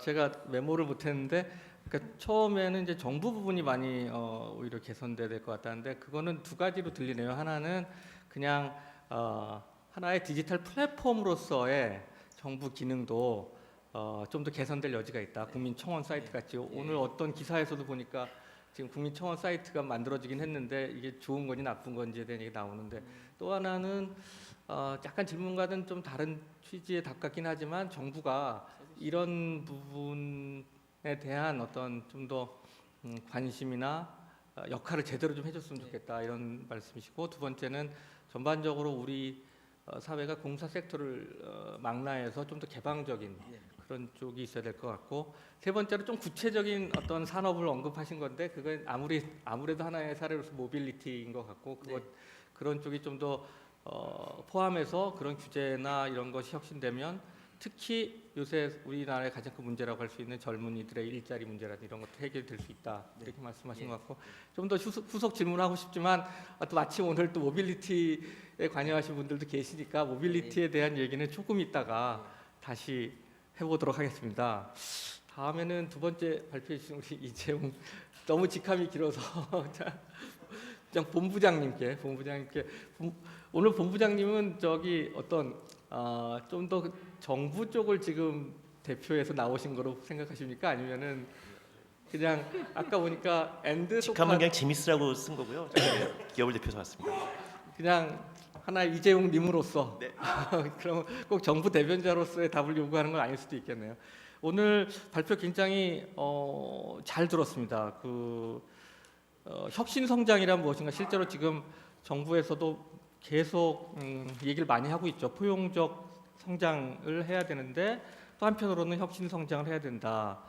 어떻게 보면은 참 한꺼번에 잡기 어려운 두 마리 토끼 같다는 그런 얘기도 있고 뭔가 둘이 또 밀접하게 연결된 거라고 볼 수도 있다고 생각되는데 본부장님의 발표를 쭉 보다 보니까 이제 혁신 성장은 아무래도 파괴적인 거여야 될 것 같다, 창조적인 것 그런 말씀을 하셨고 한편으로는 그게 지속 가능하기 위한 혁신이 돼야 될 거고 그러려면 환경이나 사회라든지 여러 가지 어떤 문제들에 대해서 이제 그걸 해결하는 것이 혁신이라고 할 수 있지 않겠냐 이제 하셨습니다. 그러면서 제가 그다음 관심 있는 부분이 이제 이런 것들은 결국 하나의 경제적 효과를 가지고 이 제로섬이 안 되려면은 이쪽에 있는 그런 어떤 이익이나 권리를 이쪽으로 단순한 게 옮기는 정도가 아니라 모든 사회에서의 플러스 썸이 되는 이런 거라고 말씀을 하시면서 이제 그 다음 부분에서 이제 어떻게 이제 이걸 할 것이냐 여러 가지 필요하다라고 말씀하셨는데 이제 곧 두 번 어떻게 할 것이냐의 문제 전에 있어서 과연 이제 플러스 썸이냐 하는 부분도 썸이라는 관점에서도 좀 더 사회적인 합의가 먼저 필요한 것이 아닐까. 저희가 생각하는 많은 혁신도 있지만 예를 들면 우버 같은 에어비앤비 같은 사례에서도 어떻게 보면 그 지역 주민은 몹시 여러 가지 불편해하더라. 예. 호텔이 아닌 지역에 살던 주민들이 심지어는 거기에 살지도 않는 어떤 뭐 사람들이 집을 사놓고 임대로만 돌린다든지 하는 그런 어떤 예컨대 반사적인 약간 부정적인 측면도 있고 할 때 그런 사회적 썸에 대해서 어떻게 우리가 봐야 될지에 대해서 생각을 한번 여쭤보고 싶습니다. 네, 제가 기획재정부 민관합동혁신성장본부의 민간공동본부장이긴 합니다만 제가 정부 쪽에는 자문을 하는 역할이고요. 실제 이제 정부에서 일은 해주시기 때문에 전 정부를 대표하진 못합니다. 근데 말씀하셨던 것처럼 실제로 어떻게 하면 플러스섬을 만들 거냐라는 거는 가장 중요한 고민인 것 같습니다. 그리고 실제로는 뭐 기업뿐만이 아니라 우리 사회 전체로 같이 해야 되는 고민인데요. 그러니까 일단 썸이라고 하는 부분들이 저는 하나 집중을 해야 될 것 같고요. 썸이라고 하면 아까 말씀하신 부분들처럼 이게 어떤 식의 변화가 있든지 간에 혁신이 일어난다고 하면 거기에 대한 피해자 그리고 수혜자가 있게 마련이니까 지금 에어비앤비가 예를 들어서 뭐 어느 도시에서 이제 이런 숙박의 문제가 있고 뭐 우버가 어떤 문제가 있고 하는 부분들은 이제 폐해적 그런 마이너스 요인도 분명히 있을 거고 그리고 피해 보는 부분도 있겠지만 전체적인 사회적인 총합이 증가하느냐를 봐야 되는 거가 더 우리 사회적으로 봐야 된다고 생각합니다. 그렇지 않으면 혁신이 일어나지 않을 테니까요. 또 하나는 그러니까 실제로 그러면 예를 들면 뭐 모빌리티 같은 경우는 저는 이제 계속 얘기하는 것이 뭐 택시 시장 같은 게 한 8조 원 정도 됩니다. 그러면 택시 시장을 8조 원 되는 시장을 또 다른 택시 혁신적인 택시가 들어가서 그 8조 원 시장을 좀 더 가져오는 것이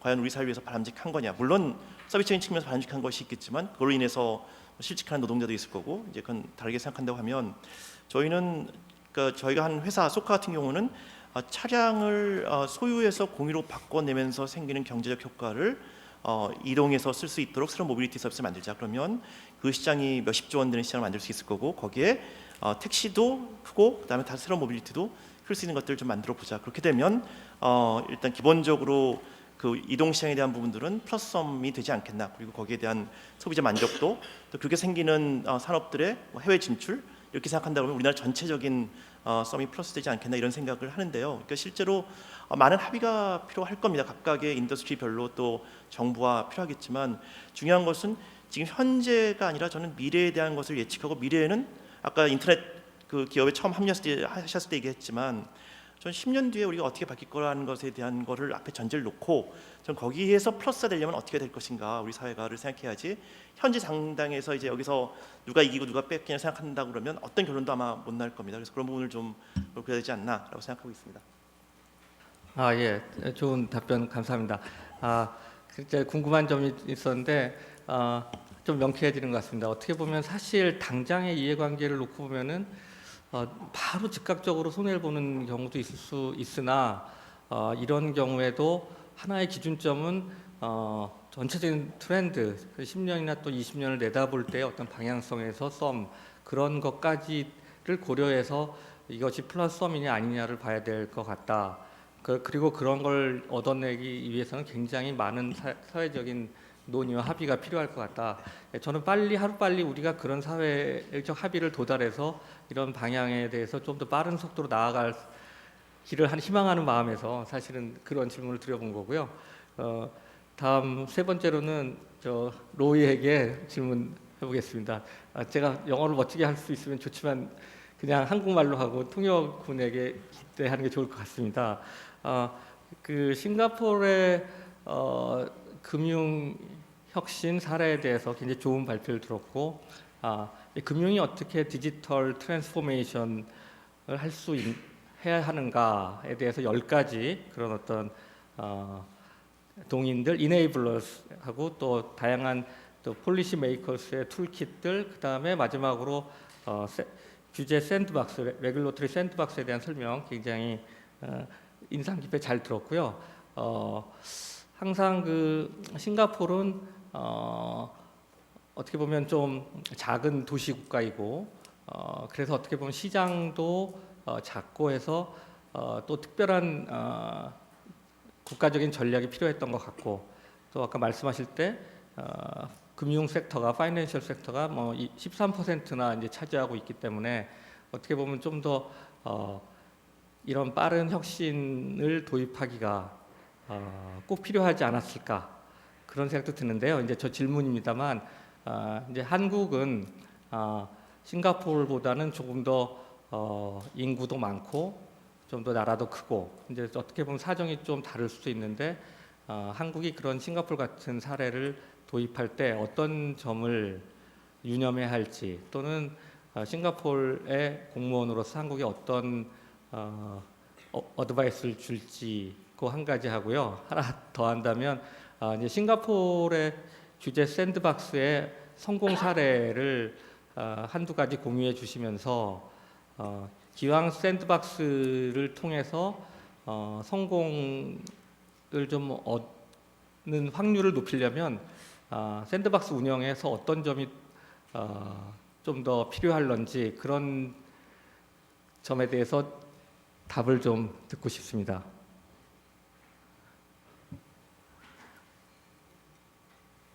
Okay, so two questions. One on success stories, and the other one on how should we do to make Sandbox successful. I think success stories, we do have quite a number of our fintech startups that have come out from our Sandbox. One of them is on insurance. It's called PolicyPal. They look at new ways of doing insurance as opposed to the very traditional insurance company. So I think the ability to be able to innovate within the sandbox and then allowing us as a regulator to understand their business model much easier through a real example of how the business is going to run in the real world as opposed to just a laboratory type of testing. That allows us to learn more about what they're doing and assess their capability. So I think a lot of regulation currently requires, say for example, the people running the company to have X number of years in a certain industry. But we know that a lot of innovators are very young. If we insist that they have X number of years, then I don't think anybody will try to innovate within the industry. So you will still get all the very experienced one who will probably do the same old thing over and over again. So that's the risk that I think we will go into if we don't start to explore different ways. So in that sense, I think in that particular case, we allow a relatively young founder to start an insurance business, and through her experiment within the sandbox, it allows us to actually understand, oh, actually it's not that a big risk, and therefore after that we allow the company to obtain a license and they are able to operate out of it. I think, so that links back to the second question about if you want to introduce a sandbox, what would be the success factor? I think the support from the government is obviously very important. I'm so glad that the two government-related agencies are wearing jeans and the rest are wearing pants. It shows the advancement of how we see things differently. So support of government is important. Secondly, I think the existing regulation needs to be supportive of innovation as well.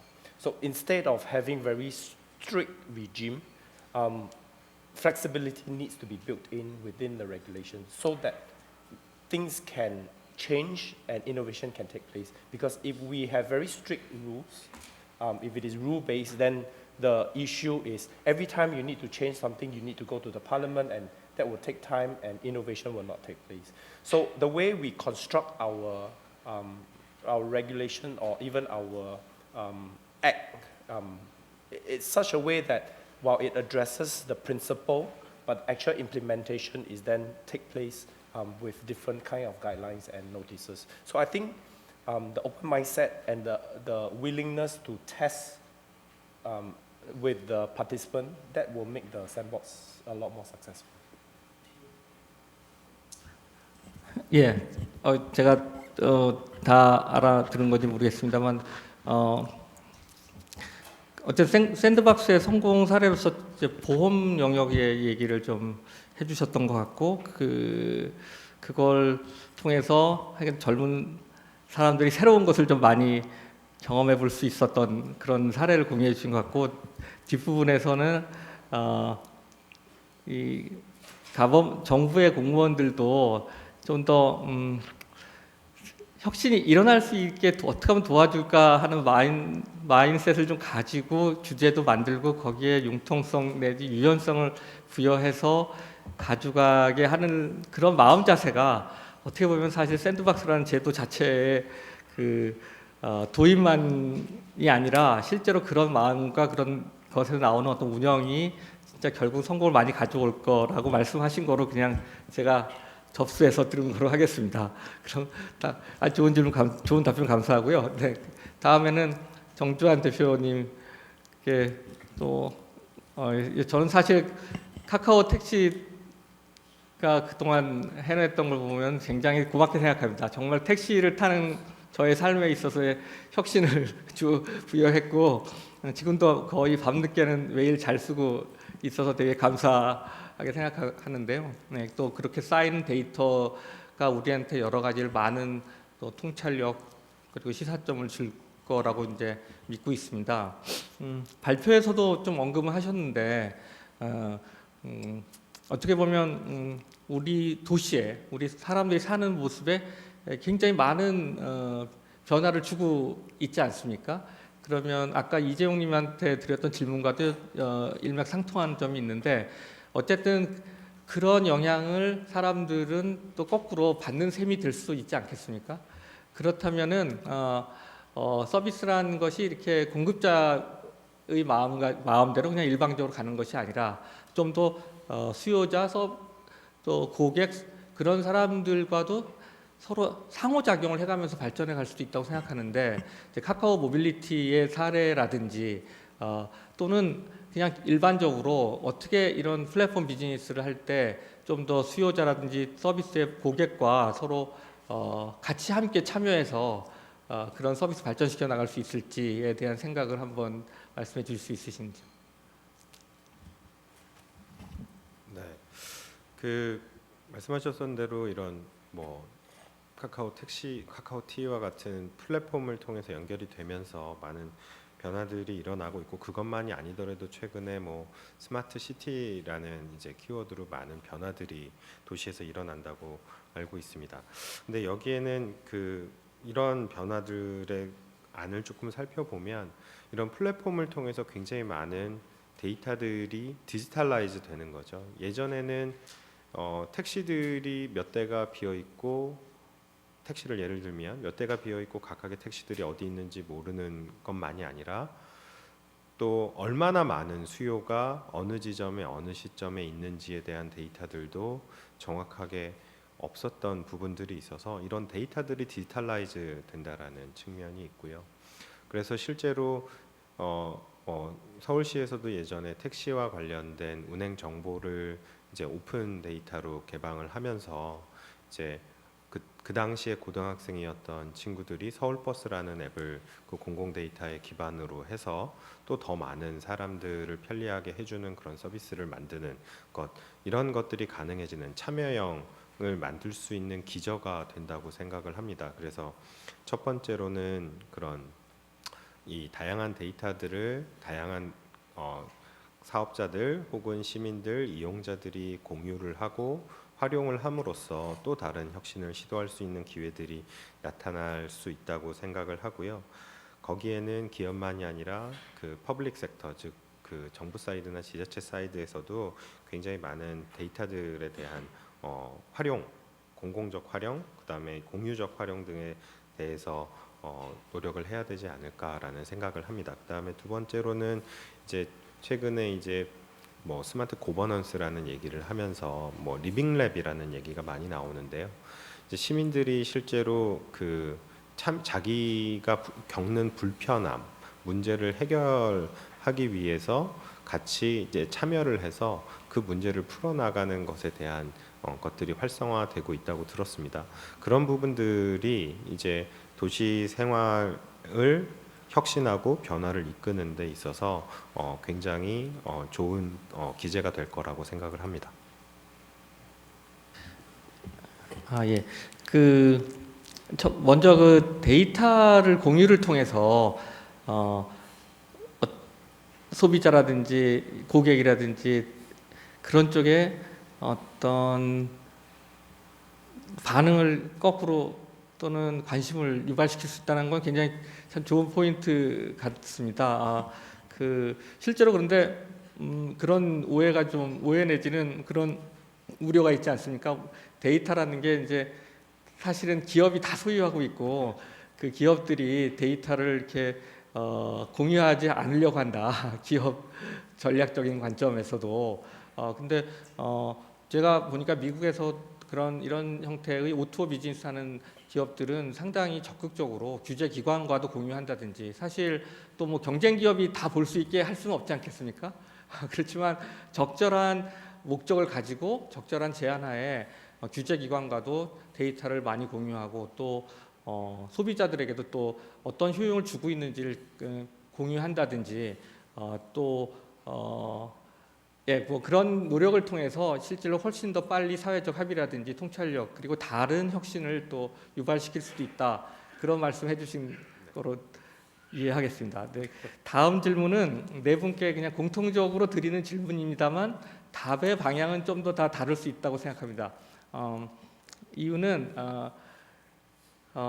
학계에 계신 분도 있습니다. 학계는 사실 어떻게 보면 굉장히 미래를 현재를 분석하고 미래를 예측하는 좀 더 학문적인 그런 측면이 강하다고 하면, 또 정 대표님 같이 기업의 경우에는 아무래도 기업은 역시 최대한 빨리 서비스를 성장시키고 달려나가는 그런 형태의 성격을 가지고 있는 쪽이고요. 또 우리 이재용님은 지금 또 한편으로는 두 모자를 쓰고 계신 한편으로는 어쨌든 정부의 혁신 성장 쪽에 대해서도 역할을 해주시고 있고, 저 로이님도 역시 원래는 바클레이스 은행에도 계시고 그런 프라이빗 섹터에서 일했지만 지금은 또 싱가포르 금융청에 계시는 분이서 공무원을 담당하시는 분들은 아무래도 이런 모든 것들을 다 그냥 시장이나 이런 데 맡겨놓는 거라기보다는 하나의 아까 규칙을 새로 만들어 주시는 분들 이렇게 표현하셨는데, 미래의 규칙을 만들어 주신 분들이었는데 각각의 입장이 조금씩 다를 수 있다고 생각하는데, 어떻게 보면 자신들의 입장을 좀 설명해 주시면서 다른 쪽 섹터 분들에게 이렇게 좀 기대하는 것들, 그런 것들을 한번 이렇게 얘기해 주시면 어떨까 싶습니다. 네. 먼저 그러면 순서대로 교수님. 네. 뭐 여러 가지 얘기하겠습니다. 오늘 그냥 제가 한 두 가지 포인트 정도 말씀드리겠습니다. 첫 번째는 아카데미컬하게 말씀하셨는데, 일단 상당히 생각보다 말씀대로 인터넷 기업들도 이렇게 혁신 기업들인데, 정부도 말할 것 없지만 생각보다 기업들도 제가 보기엔 뭐 미국 기업도 그렇게 데이터 많이 주지는 않습니다만 폐쇄적이라고 생각을 해요. 데이터 잘 안 줘요. 뭐 예를 들어 저희 보고 분석해서 뭐 좋은 결과를 좀 내줬으면 좋겠다. 뭐 인터넷 기업들이 많이 일하고 있는데 이렇게 얘기를 하면 제가 데이터 좀 분석 좀 하게, 그러니까 얼마나 뭘 하고 있는지 좀 분석 좀 하게 자료 좀 달라고 그러거든요. 대부분 주시는 건 IR 자료 이상을 주시지 않아요. 이런 상황에서 뭘 더 분석을 해서 좋은 거를 이 기업들이 하고 있다는 얘기를 할 수가 없습니다. 아까 보셨지만 가끔 뭐 이렇게 뭐 35억 건 뭐 이런 얘기 나오는데 저희가 그런 데이터를 실제로 본 적이 없어요. 예. 말씀대로 서비스니까 말씀대로 뭐 중요한 부분들에 대해서 이제 보호하실 부분도 있지만 그 보호가 생각보다 너무 보호적이지 않은가. 이걸 좀 더 오픈해 주시면 저희가 이걸 더 쉐어해서 아카데미가 좀 그걸 쉐어해서 좋은 자료들을 인터넷 우리나라 기업들이 이렇게 많은 일을 우리를 위해서 하고 있다는 걸 좀 산출해 주면 좋은데 좋은 내용 좀 이렇게 얘기해 달라고 하는데 저희가 분석할 걸 안 주시기 때문에 일단 주셨으면 좋겠다는 얘기를 좀 드리고 싶고요.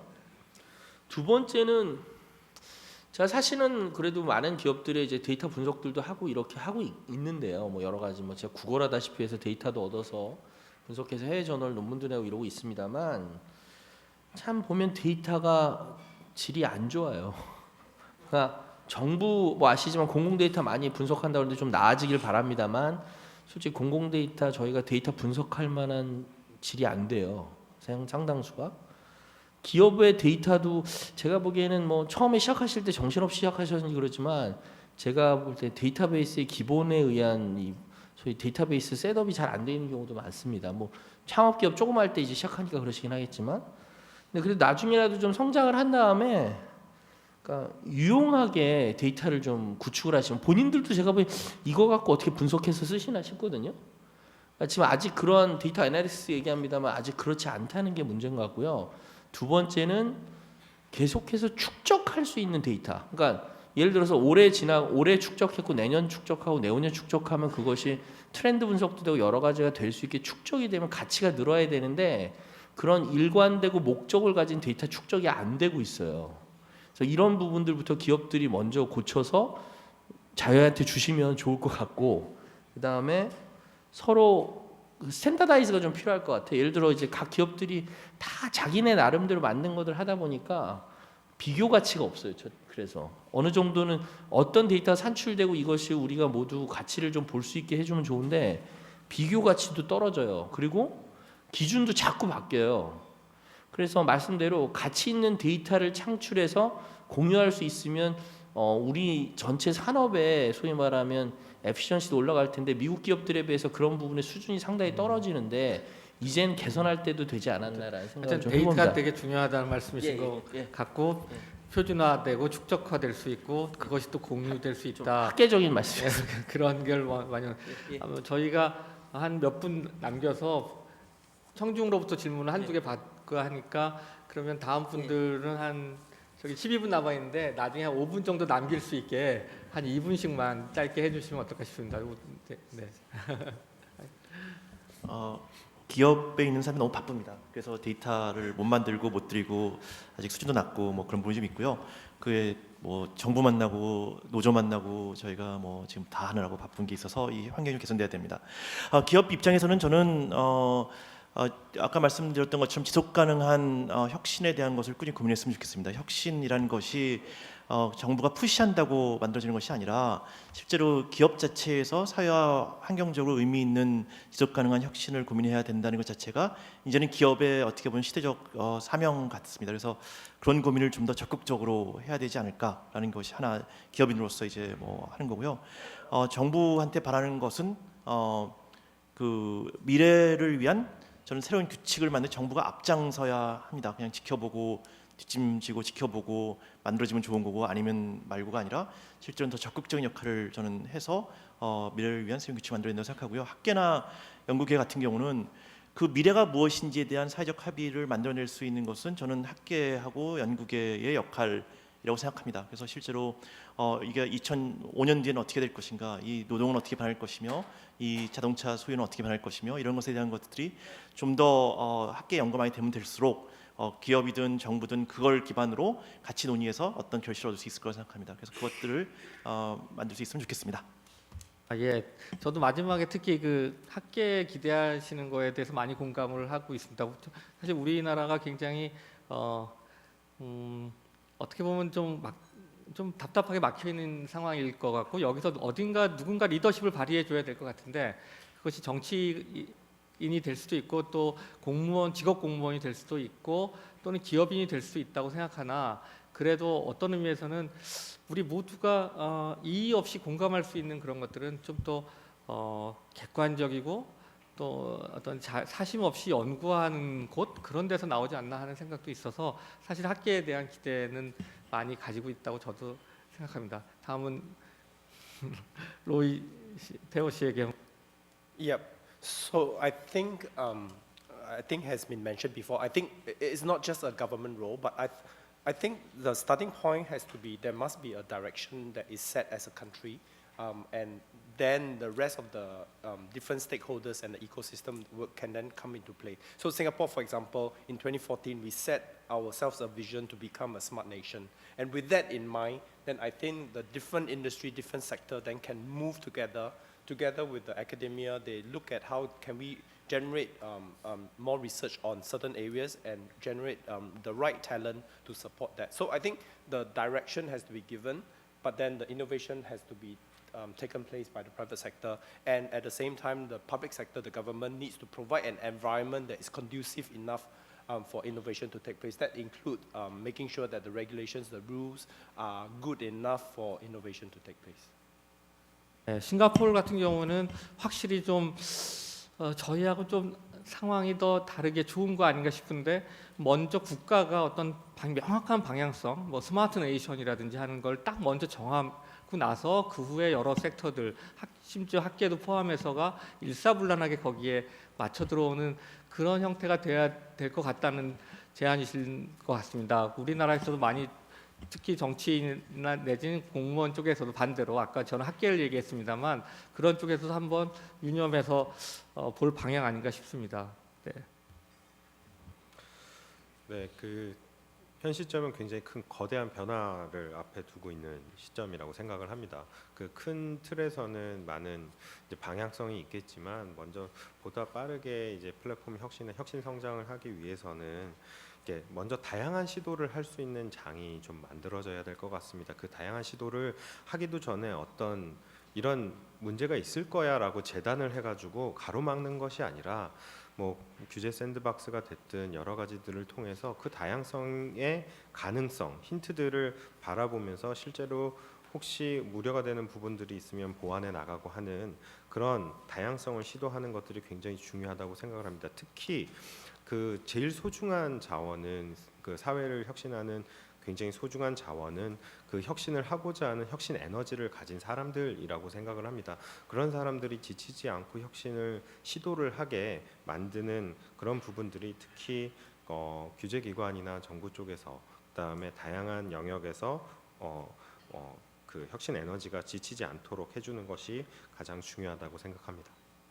그리고 데이터 얘기 말씀 많이 들었는데요. 저희 그 데이터는 항상 많이 공유 드리려고 하는데 실제로 요청을 주시는 분들이 의외로 별로 없으시고요.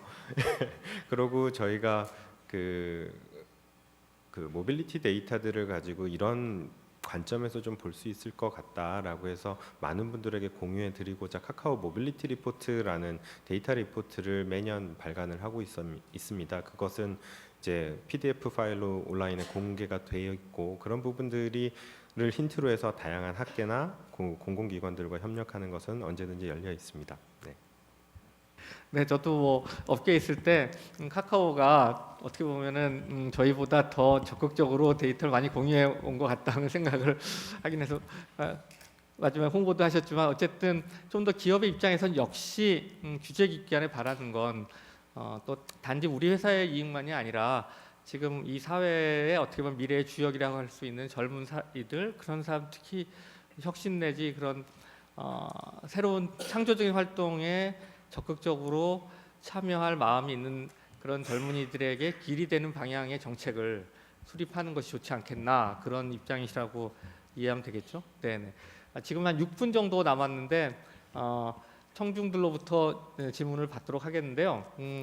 그냥 제가 선정하기보다 가장 많은 숫자를 받은 질문들을 한두 개, 두세 개 해보겠습니다. 지금 제일 큰 걸 읽으면 되는 거죠?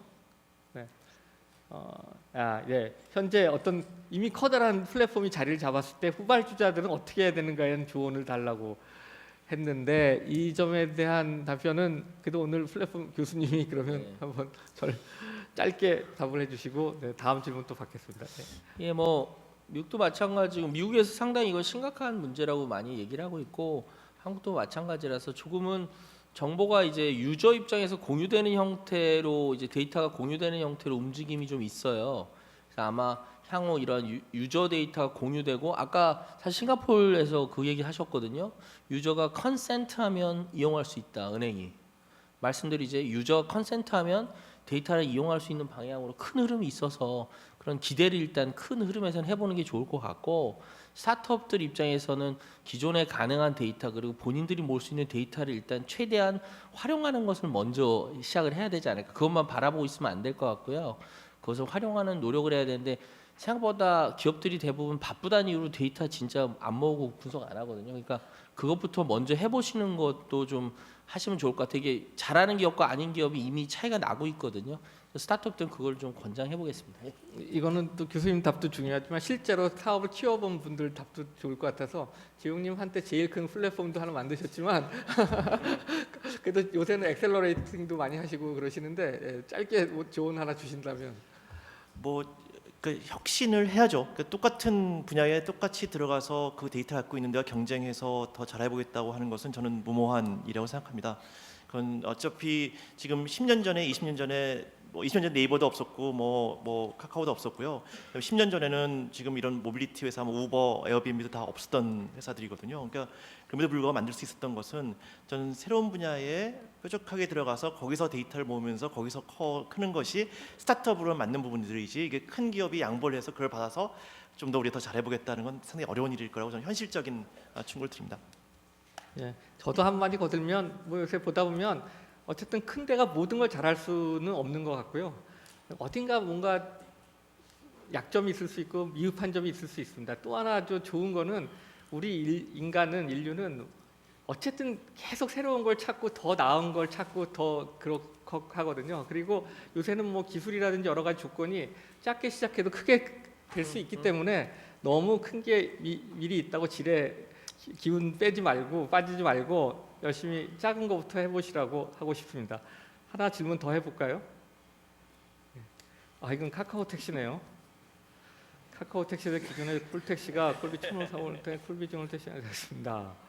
그리고 이제 어느 정도 독점치 갖춰지는 스마트폰 이거는 뭐 바로 정 대표님한테 한번 여쭤. 네, 저만 답할 수 있는 질문 주셔서 감사합니다. 네, 저희가 카카오 택시를 처음 시작할 때 그 관찰했던 문제 중에 한 가지가 이제 그 당시에도 콜 사업자들이 있었습니다. 대기업에서 뭐 SK 나비콜이나 동부 앵콜이나 KT 파워콜이나 이런 사업자들이 있었는데 그들이 예를 들면 콜 냅이라는 장치를 약정을 걸어서 주고 한 달에 몇만 원씩 뭐 3년 약정 이렇게 해서 뭐 100 몇십만 원, 200만 원 가까이의 그 수익을 가져가는 그런 즉 내비 가격이 거의 뭐 100만 원이 넘는 구조가 되는 거죠. 그래서 실제로 내비가 뭐 그 정도 가격이 안 되는 그리고 실제로 충분히 콜이 연결이 되지 않고 있다라는 문제점들을 고민을 했습니다. 그래서 저희는 그냥 가장 쉽고 편하게 기사님들이 각자의 자기의 스마트폰을 통해서 쉽게 연결될 수 있다면 거기서 새로운 가치가 나타나고 문제가 해결될 수 있겠다라는 고민을 했고요. 그런 측면에서 시작을 했습니다. 그리고 이제 스마트 호출이라는 건 콜비라는 개념보다는 저희가 기사님들을 보니까 이제 기사님들별로 또 취향이 있으세요. 전국에 20만 명 이상의 기사님들이 예를 들면 많은 승객분들이 그 기사님들은 장거리만 좋아해라고 생각하시지만 시내만 다니는 기사님들이 있고요. 꽤 높은 비율로 있고 그다음에 장거리는 가는데 분당만 가고 일산은 안 가시는 기사님들도 있고 일산만 가고 분당을 안 가는 기사님들도 있습니다. 왜냐하면 뭐 길의 익숙함이나 뭐 이런 것들의 차이가 있어서 이런 것들을 매칭을 하고 분석을 해서 그 수요에 맞게 보다 효과적으로 연결이 되는 AI 시스템을 만들었고요. 그것에 대한 어떻게 보면 서비스 요금으로 준비를 했던 거예요. 그래서 그런 관점에서 조금 봐주셨으면 하는 마음이 있습니다.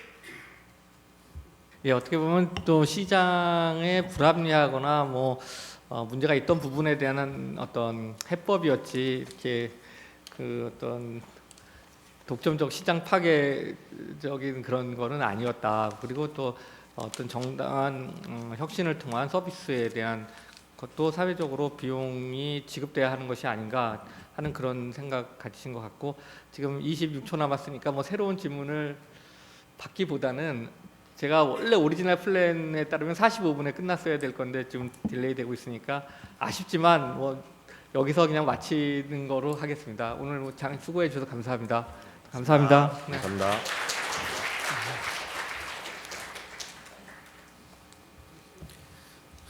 네, 모더레이터로 수고해 주신 김상원 대표님하고 네 분 연사분들께 다시 한번 큰 박수 부탁드리겠습니다.